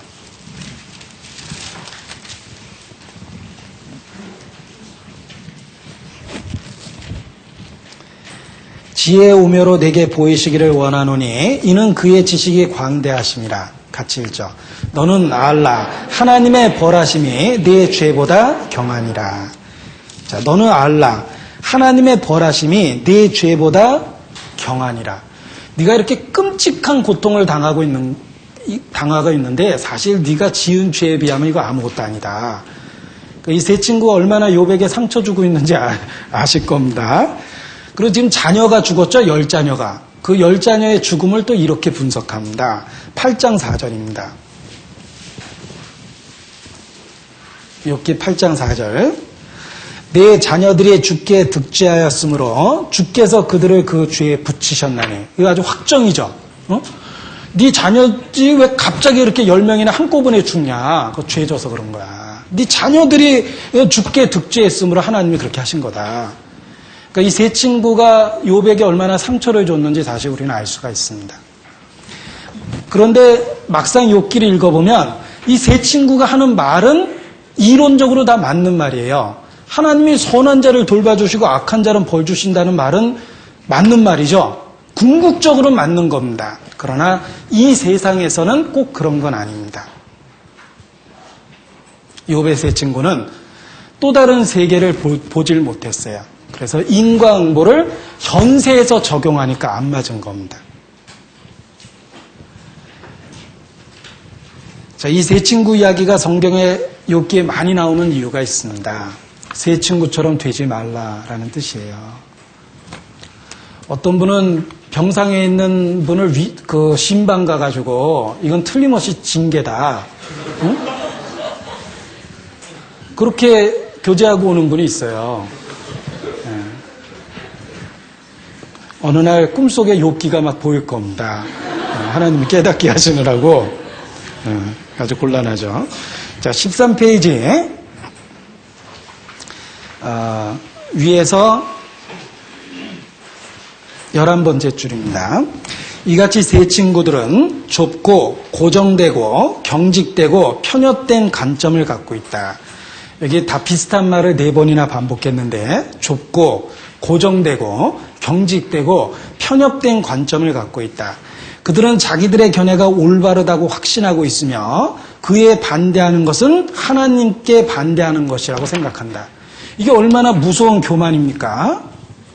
자기들의 좁고 경직한 생각을 하나님께로부터 온 것이라고 확신하고 그걸 반대하면 하나님을 반대했다 이렇게 생각하는 거예요. 네. 여러분 우리 주변에 어떤 무리를 일으키는 교단을 보면 딱 그렇습니다. 어떤 분들은 킹제임스 버전을 봐야 된다. 영어 성경 킹제임스 버전만이 영감돼 있다 이렇게 주장하거든요. 그래서 우리는 지금 사탄이 변개한 성경을 보고 있기 때문에 오직 하나님이 주신 킹제임스 버전을 봐야 된다 이렇게 주장하는 사람이 있습니다. 그런데 저는 이제 그분들의 논리를 듣기 전에 상당한 독설가로 유명해요. 그분들이 이 말 자체가 아주 거친 그 독설로 유명합니다. 그래서 왜 이렇게 악한 말을 하냐 그러면 예수님은 더한 말도 했다. 독사의 새끼들아 그랬다. 거짓이라고 그러는데 뭘 잘못됐느냐 이렇게 얘기하십니다. 그런데 그런 태도를 통해서 욥의 친구를 봅니다. 사실 그들은 자기들을 반대하면 하나님을 반대했다고 보는 거예요. 그래서 이런 개혁 성경을 갖고 구원받았다 그러면 아니다라고 그냥 생각을 합니다. 어떻게 변개된 성경을 갖고 구원을 받았냐 이렇게 이야기하는데 그들의 그 독설이 그들이 얼마나 좁고 경직된 관점을 갖고 있는지를 다시 보여주는 겁니다. 하나님의 사람은 절대로 그렇게 독설 안 합니다. 그러니까 욥이 그들의 실태를 정확하게 얘기했어요. 욥이 뭐라 그랬냐면요. 너희만 참으로 사람이로구나. 너희가 죽으면 지혜도 죽겠구나. 응? 너희들이 뭐 지혜를 독점했냐. 그 다음에 이제 욥이 하는 말을 들어보세요. 나의 눈이 이것을 다 보았고 나의 귀가 이것을 듣고 통달하였느니라. 너희 아는 것을 나도 안 하니 너희만 못한 내가 아니니라. 이게 이제 욥이 얘기했던 게 딱 맞는 말이에요. 그들이 절대로 진리를 독점하고 있는 게 아닙니다. 욥의 경우가 아닌데 자꾸 욥의 경우라고 이야기하는 거예요. 제가 계속 읽어보겠습니다.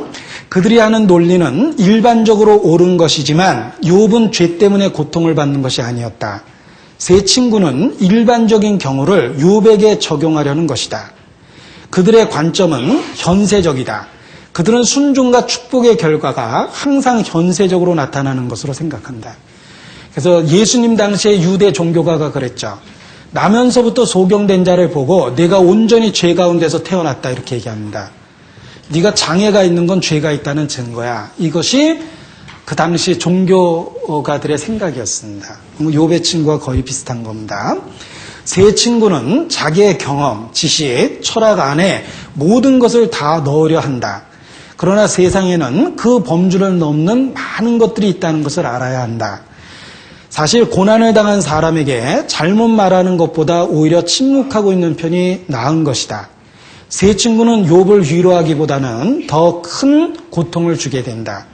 사실 이 세 친구는 사단 못지않게 욥을 괴롭혔던 겁니다. 왜냐하면 욥이 큰 고통을 당했을 때 침묵했죠. 입으로 죄를 안 졌습니다. 심지어는 아내가 당신 하나님께 순전함을 지키겠느냐? 하나님 욕하고 죽어라. 그렇게 얘기할 때도 욥은 하나님을 원망 안 했습니다. 근데 이 욥의 세 친구 이야기를 듣다 보니까 점점 말에 불평과 분노가 들어가는 거예요. 그러니까 사단이 처음에 계획한 대로 욥은 불평과 분노를 표현하기 시작합니다. 결국은 이 세 친구가 옳은 말을 한 것처럼 계속 보이지만 욥에게 해당 안 되는 그 일반적인 얘기를 계속 했기 때문에 결국은 사단에게 쓰임이 됐던 겁니다. 그래서 욥에게 더 큰 고통을 주게 되고 그들이 잘못됐다는 걸 하나님이 분명하게 마지막 장에서 얘기합니다. 욥의 친구들에게 노하셨죠. 근데 그 노했다라는 표현이 원어를 보면 불처럼 타올랐다라고 돼 있어요. 그냥 조금 화내신 게 아니라 크게 화를 낸 겁니다. 욥의 친구들이 고통받는 자에게 더 큰 고통을 주는 그 역할을 했기 때문에 그렇습니다. 그래서 이 세 친구가 많이 잘못됐다라는 것을 기억할 필요가 있습니다. 자, 다시 3페이지 보겠습니다. 4번, 반가로 4번입니다. 자, 욥의 논증입니다. 나는 의롭다. 나는 선한 일을 많이 했다. 나는 건강했고 부자였으며 존경을 받았다. 자, 이게 건강하고 부자였고 존경을 받았다. 이런 그 표현도 재밌으니까 한번 찾아보죠. 욥기 29장입니다.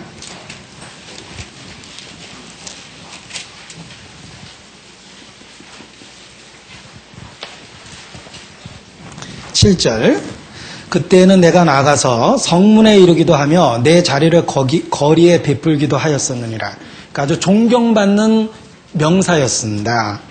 8절. 나를 보고 소년들은 숨으며, 너무 어려운 사람이죠.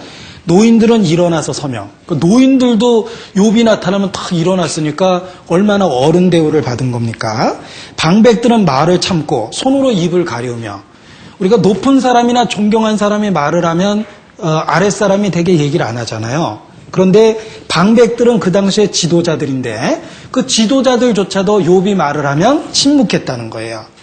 귀인들은 소리를 그만이 그 혀가 이천장에 붙었었느니라.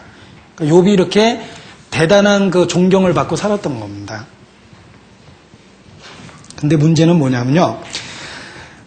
이 욥은 자기가 의롭다 선하다라는 그 자부심이 가득한 상태입니다. 그것이 욥의 결정적 잘못이에요. 보십시오. 욥은 도덕적인 죄를 짓지 않았습니다. 그러나 하나님 앞에 잘못된 상태에 있었는데 인간의 의를 붙잡고 그것에 대해서 자랑스럽게 생각하고 자기 의에 빠져 있었던 거예요.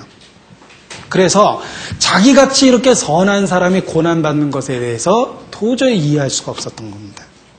욥은 도덕적인 죄는 안 졌지만 하나님 앞에 자기 의라는 잘못된 상태를 갖고 있었던 겁니다. 그것이 이제 욥의 결정적 잘못인데 엘리후가 등장해서 전혀 다른 관점을 제시합니다. 욥이 당하는 고난은 죄 때문이 아니다. 그러나 욥이 지금 하는 태도는 하나님 앞에 크게 잘못된 거고 그러한 태도는 악인과 똑같은 거다. 이렇게 얘기합니다. 그러니까 죄라는 것이 꼭 도덕적인 것만 죄가 아니라 하나님 앞에 자기 공로 사상, 자기 의에 도취되어 있는 모습은 악인과 똑같은 죄다. 이렇게 얘기를 하는 겁니다. 그것이 이제 엘리후의 책망이요. 전혀 다른 관점을 준 겁니다. 욥기 34장 36절입니다.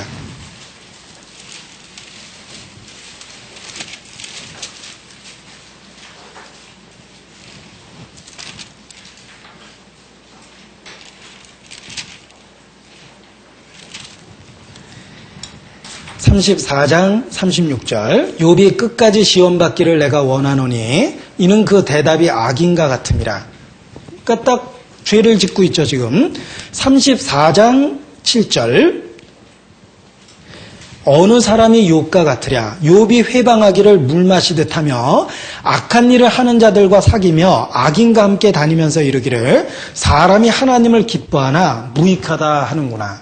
이게 이제 욥의 잘못이에요. 엘리후가 그걸 지적한 겁니다. 너는 도덕적인 죄를 짓지는 않았다. 그 때문에 네가 고난을 받은 건 아니다. 그러나 네가 지금 고난받으면서 하는 태도는 나는 이렇게 선한데 하나님이 나에게 이렇게 대우하는 건 옳지 않다라고 이야기하면서 악인과 같은 말을 하고 있는 것이다. 이렇게 욥을 책망하는 겁니다. 그러니까 엘리후가 하나님 앞에서 자기를 볼 수 있도록 예비 사역을 한 겁니다. 그것이 이제 엘리후가 했던 일입니다. 그리고 이제 하나님이 직접 이제 나타나셔서 마침내 욥을 돌이키게 하십니다. 자, 4페이지에 보면 주옥과 같은 욥기의 유명 성구들이 있습니다. 자, 여기 주제를 갖고 몇 구절을 이렇게 모아놨는데 영어 알파벳 숫자만큼 모아놨습니다. A부터 Z까지 이렇게 모아놨는데 자, 이 성경 한 구절 한 구절 읽어보면 정말 명언입니다. 저는 처음 성경 공부했을 때 정말 이해가 안 됐어요. 이런 주옥과 같은 문장은 교과서에 있어야 되는데 왜 교과서에는 성경이 안 나오는 걸까? 그래서 학창시절에 유명한 명문은 그대로 외우게 만들거든요. 잘 쓴 글은 그대로 외워서 그 글을 글을 쓸 때 모본으로 삼도록 이렇게 요구하는데 이 학창시절에 쓸데없는 거 많이 외웠습니다. 그런데 이 성경을 읽다 보니까 성경에 정말 보석과 같았어요. 근데 왜 교과서에 안 들어있을까? 만약 내가 문교부 장관이 된다면 국어 교과서에 첫 과목은 창세기, 두 번째 과목은 출애굽기, 특히 잠언전도서는 이거 꼭 넣어놔야 되겠다. 이런 걸 왜 교과서에서 안 배우고 엉뚱한 우리를 슬프게 하는 것들, 이런 것들이나 배우는 걸까? 그게 이해가 안 갔습니다. 왜냐하면 성경이 한 구절 한 구절 떼어놓고 보면 정말 보석 같아요. 우리가 가끔 이렇게 달력이나 액자를 만든 성경 구절을 읽어보면 정말 평생의 변화를 줄 만한 말씀이 있습니다. 그런데 그 말씀이 평범한 성경 한 구절을 옮겨 적은 건데 전혀 다르게 보입니다. 그래서 성경은 마치 우리가 보물섬이라는 소설 보면 그 보물을 찾았습니다. 잔뜩 쌓여있는 보물을 찾았는데 그냥 휘황찬란하죠. 그런데 그 중에 하나를 딱 떼가지고 내가 목걸이를 한다든지 반지를 하면 훨씬 더 돋보입니다. 그러니까 잔뜩 쌓여있을 때는 잘 몰랐는데 그 하나를 갖다가 목걸이라거나 반지하면 그 아름다움이 정말 돋보이죠. 마찬가지로 성경이 보석의 무더기다. 한 구절 한 구절 이렇게 떼가지고 관찰하면 정말 평생을 바꿀 만한 명언이 들어있다. 이런 생각을 하게 됩니다. 이 욥기에도 그런 유명한 성구가 많습니다. 일단 가장 많이 본 구절은 아마 G번 죄를 회개한 자의 유익이라는 제목일 겁니다. 4페이지 G가 있죠. 내 시작은 미약하였으나 내 나중은 심히 창대하리라. 이거 개업식 때 많이 선물로 가져가는 구절입니다. 주로 이제 조그마한 가게 하면 이게 얼마나 위로가 됩니까? 내 시작은 미약하였으나 내 나중은 심히 창대하리라. 내 시작은 편의마트 같았으나 내 나중은 이마트 가리라. 뭐 이런 뜻이겠죠. 나중에 이제 편의마트가 전국적인 체험이 생길 겁니다. 일단 이 성경 구절이 하나하나 보면 정말 명언이다라는 것을 이렇게 느낄 수가 있습니다. 그리고 마지막 5페이지 마지막 G 보면은 이제는 눈으로 배움나이다 그랬는데 같이 읽죠. 내가 주께 대하여 귀로 듣기만 하였었더니 이제는 눈으로 주를 배움나이다. 이것이 이제 체험적 신앙이 되는 거다 이렇게 말할 수 있습니다. 하나님에 대한 체험적 신앙을 갖게 됩니다. 자, 7페이지 보겠습니다.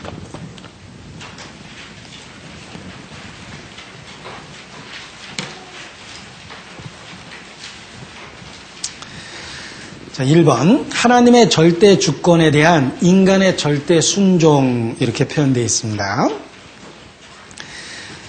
자, 사실 우리가 당하고 있는 어떤 고난, 어려움에 대해서 그 원인을 다 설명할 수는 없습니다.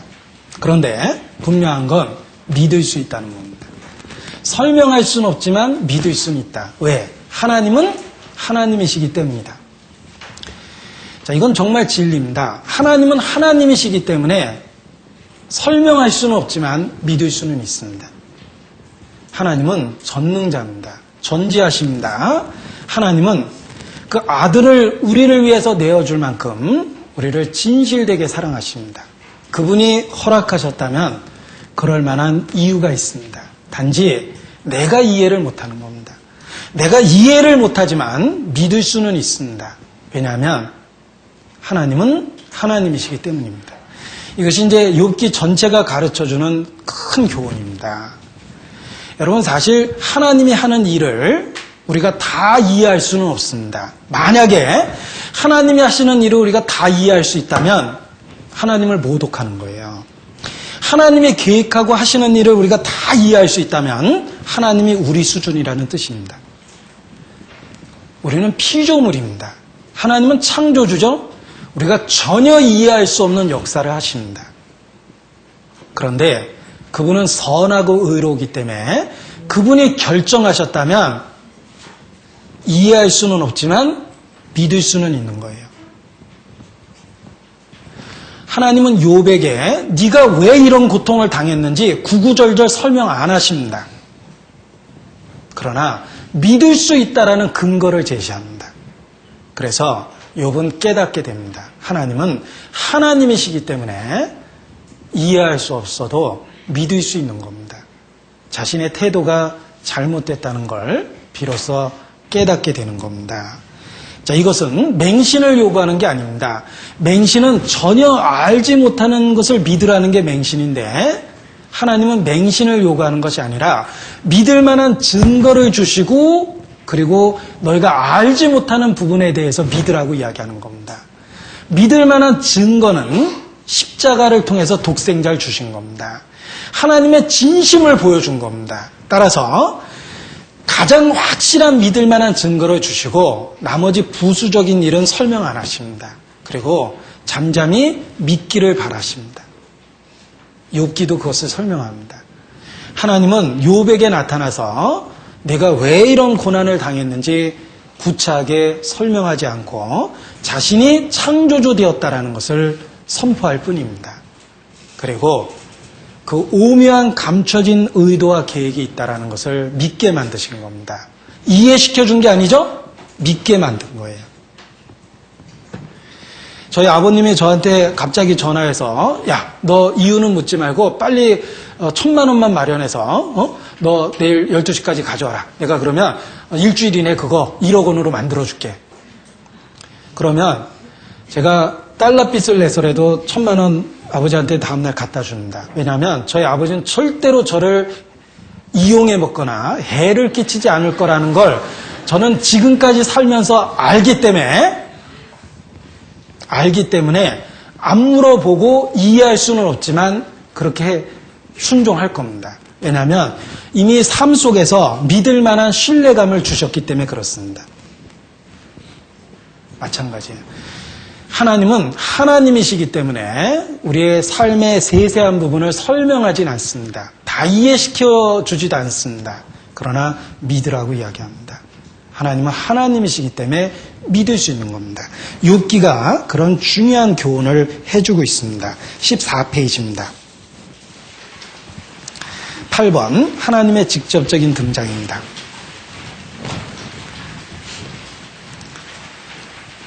자, 욥기를 읽어보면 아주 그 긴 과정을 통해서 마침내 하나님이 나타났다는 걸 발견하게 됩니다. 38장에 이르러서 나타나죠.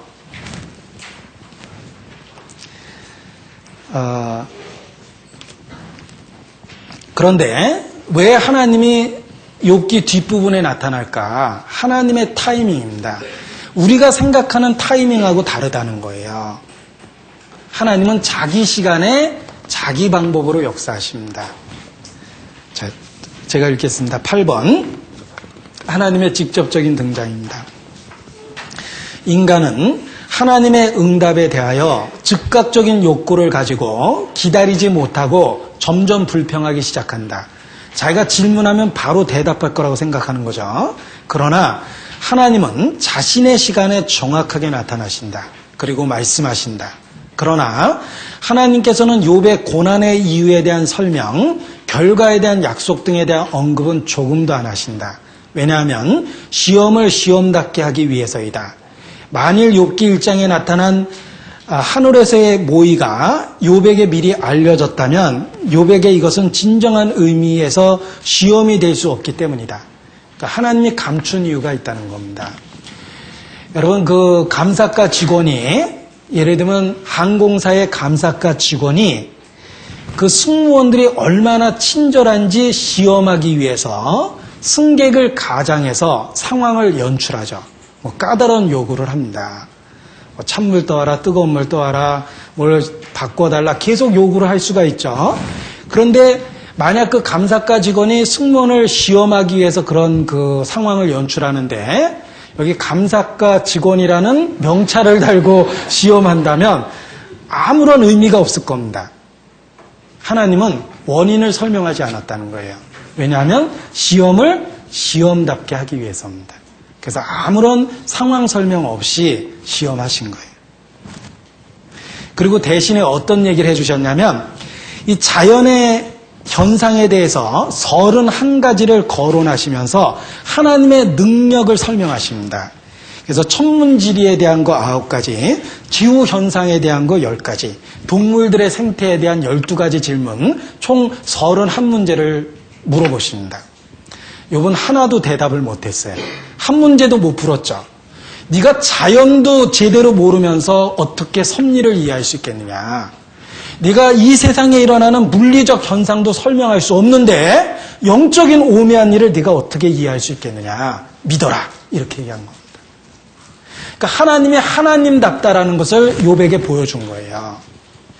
그래서 자연에 대한 끝없는 질문을 해서 욥이 얼마나 무지 상태에 있고 자기가 얼마나 작고 연약하고 보잘것없는지 깨닫게 하면서 하나님의 숨겨진 의도가 있다는 걸 믿으라고 얘기하시는 겁니다. 그래서 욥기에는 하나님의 직접적인 상황 설명이 없습니다. 단지 하나님이 하나님이시다라는 선포가 있는 겁니다. 그리고 욥은 깨달았습니다. 그리고 그 앞에 티끌과 재 가운데서 회개합니다. 우리가 겪게 되는 고난도 그렇습니다. 설명할 수 없습니다. 그러나 믿을 수는 있습니다. 그것이 우리가 갖고 있는 문제에 대한 답입니다. 자, 여기에 제가 가사 자체가 메시지이기 때문에 찬송을 인용하고 있는데 하나를 더 인용해 보겠습니다.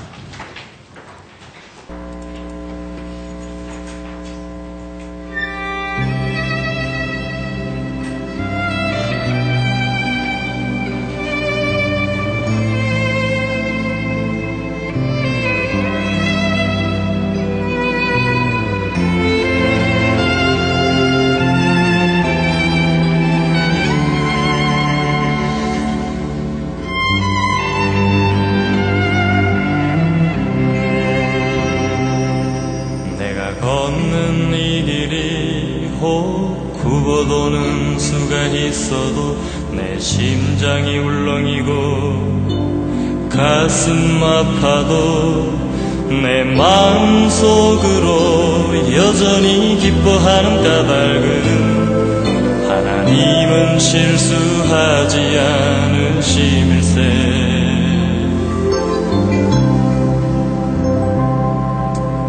세운 계획이 빗나갈지 모르며 나의 희망 덧없이 쓰러질 수 있지만 나 여전히 인도하시는 주님을 신뢰하는 까닭은 주께서 내가 가야 할 길을 잘 아심일세.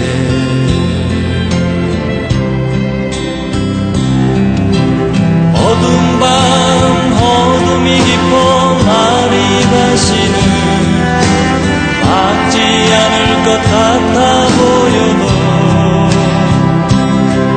내 신앙 부여잡고 주님께 모든 것 맡기리니 하나님을 내가 믿음일세. 지금은 내가 볼 수 없는 것 너무 많아서 너무 멀리 가물가물 허둥거려도 분명히 여호라 나 두려워 아니하니 만사를 주님께 내어 맡기리. 차츰차츰 안개는 거치고 하나님 지으신 빛이 뚜렷이 보이리라. 가는 길이 온통 어둡게만 보여도 하나님은 실수하지 않으신다네. 차츰차츰 안개는 거치고 하나님 지으신 빛이 뚜렷이 보이리라. 가는 길이 온통 어둡게만 보여도 하나님은 실수하지 않으신다네.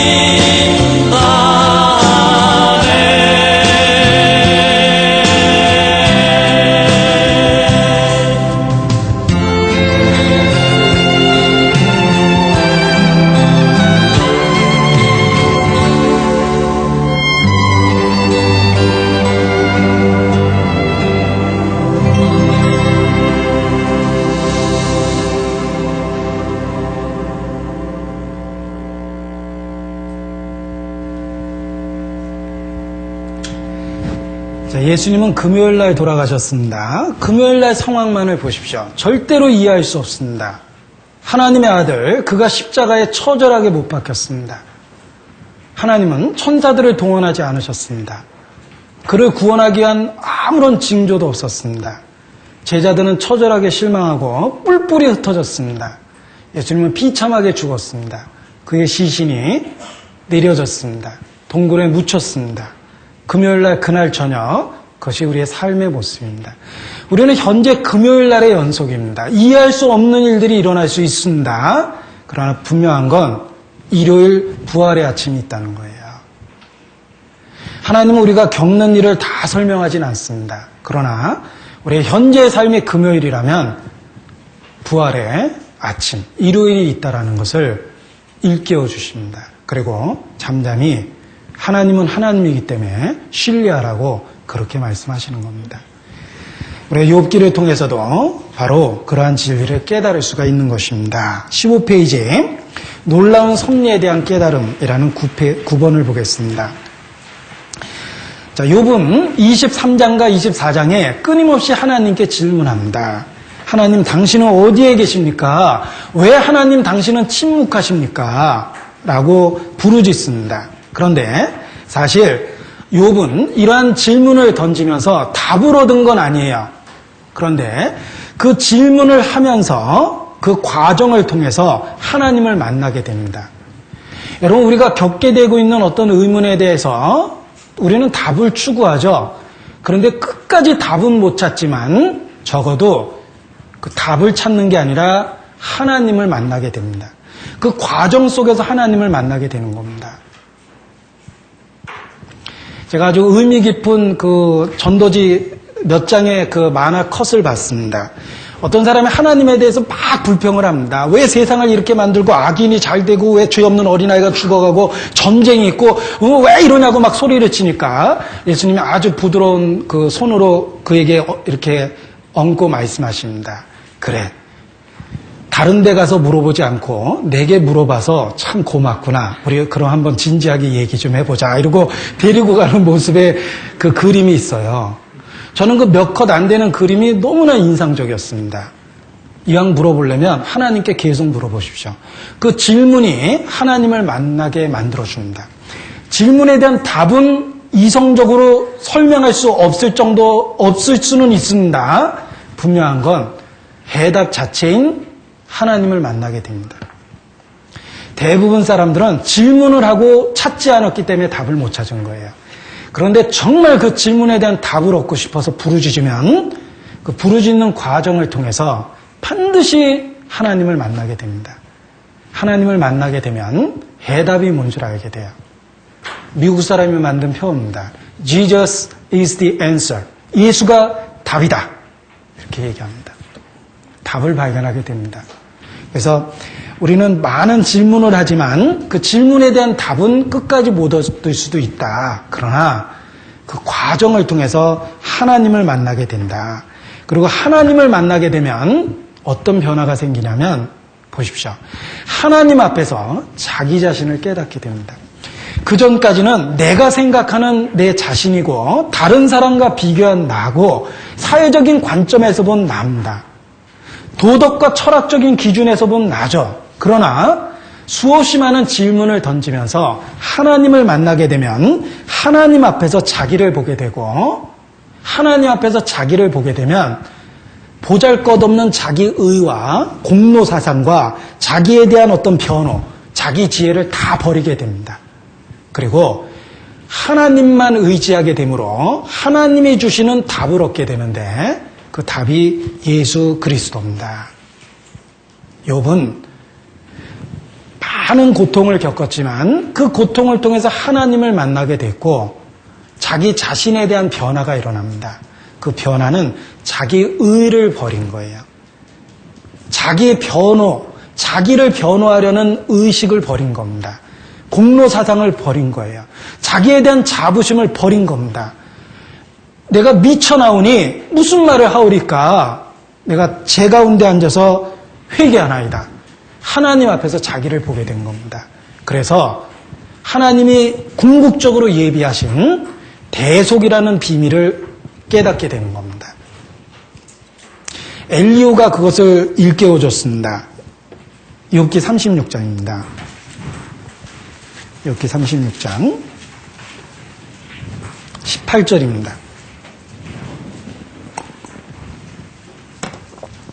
욥기 36장 18절 같이 읽죠. 너는 부격함을 인하여 짐책을 대적하지 말라. 대속함을 얻을 일이 큰즉 스스로 그릇되게 말지니라.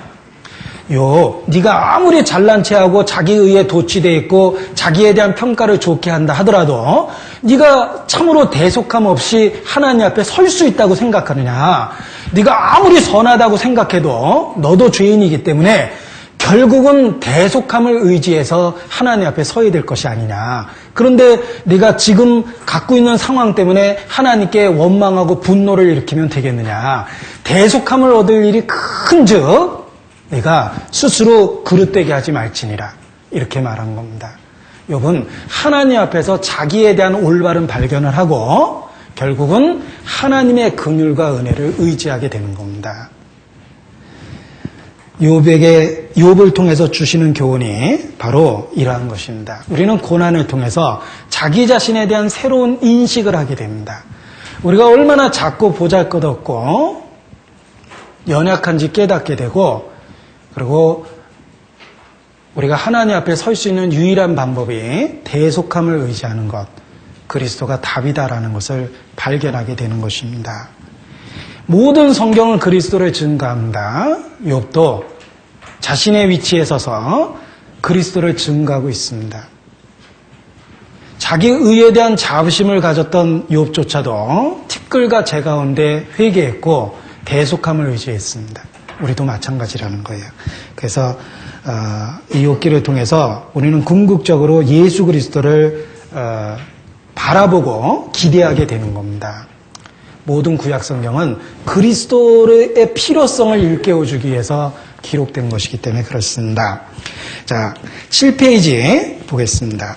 7페이지 중간에 신전의식이다라는 말이 있습니다. 이 신전의식이라는 말이 신앙생활하는 비결이기 때문에 좀 강조를 해볼까 합니다. 욥기 1장 1절 다시 보겠습니다. 욥기 1장 1절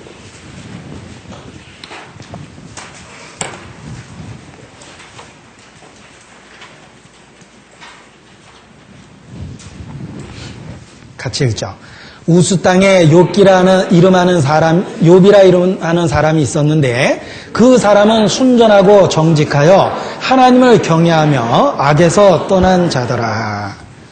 자, 우리가 이것을 기록하면 외모를 먼저 기록한다든지 외모가 어떻다라든지 또는 욥이 부자였기 때문에 부자가 있었는데라는 말을 먼저 하기 십상입니다.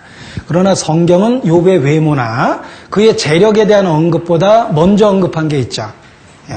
순전하고 정직한 내면을 언급합니다. 하나님이 무엇을 중요시 여기는지 아시겠죠? 성경은 사람의 외모에 대한 표현을 지극히 작게 하고 있습니다. 예수님의 12제자의 외모가 성경에 구체적으로 묘사 안 돼 있죠. 하나님 앞에 아무런 의미가 없다는 겁니다. 텔레토비도 괜찮습니다. 내면이 중요한 거죠. 자, 그런데 여기에 욥이 어떻게 순전하고 정직하고 악에서 떠날 수 있었을까? 비결이 있습니다. 하나님을 경외했기 때문입니다. 하나님을 경외하면 순전하고 정직하며 악에서 떠나게 됩니다. 죄를 짓지 않는 비결입니다. 하나님을 경외하는 것. 이렇게 말할 수 있습니다. 잠언 8장입니다. 13절. 잠언 8장 13절.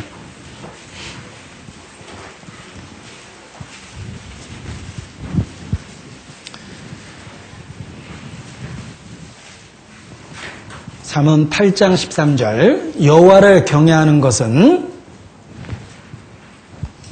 자, 그 다음 구절을 기억할 수 있어야 됩니다. 악을 미워하는 것이라. 우리가 거룩하신 하나님 이렇게 표현해서 하나님이 거룩해지는 게 아닙니다. 우리가 하나님을 거룩하다라고 경외할 때 구체적인 모습은 악을 미워하는 겁니다. 하나님은 빛이십니다. 악을 사모하고 죄의 유혹에 시달리면서 하나님을 경외할 수는 없는 겁니다.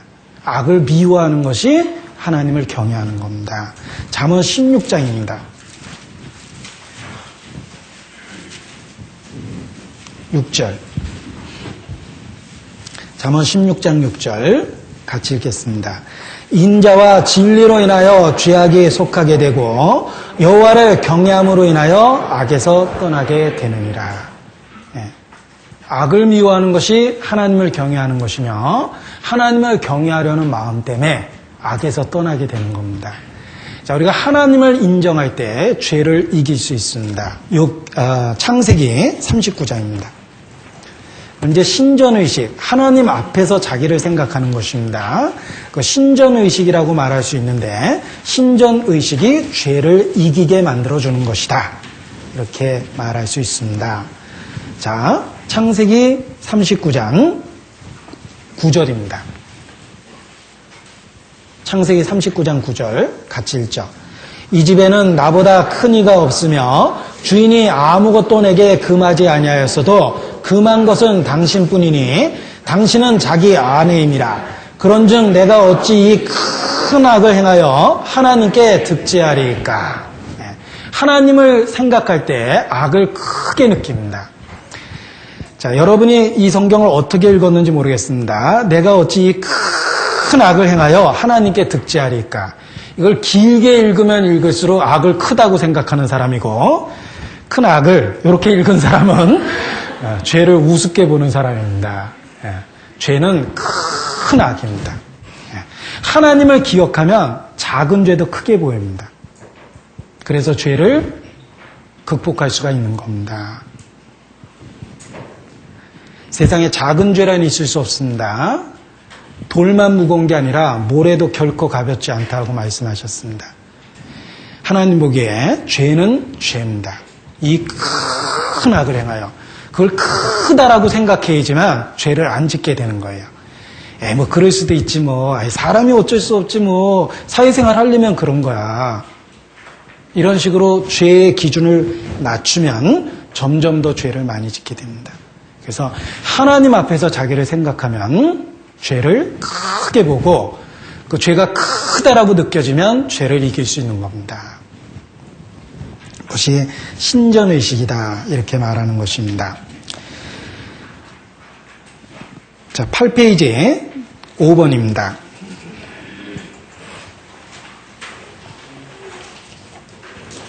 (8페이지) 5번.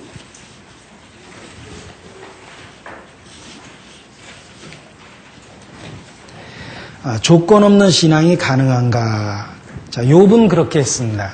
욥은 재산 때문에 하나님을 섬겼던 것이 아닙니다.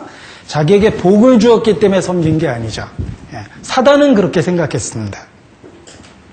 사단은 하나님이 준 그 복을 다 뺏어가면 정령 대놓고 주를 욕할 것이다 이렇게 얘기했습니다. 아닙니다. 사단은 믿음의 비밀을 모릅니다. 정말 믿음의 사람은 조건부 신앙이 아닙니다. 하나님이 하나님이기 때문에 그래서 하나님을 섬기는 겁니다.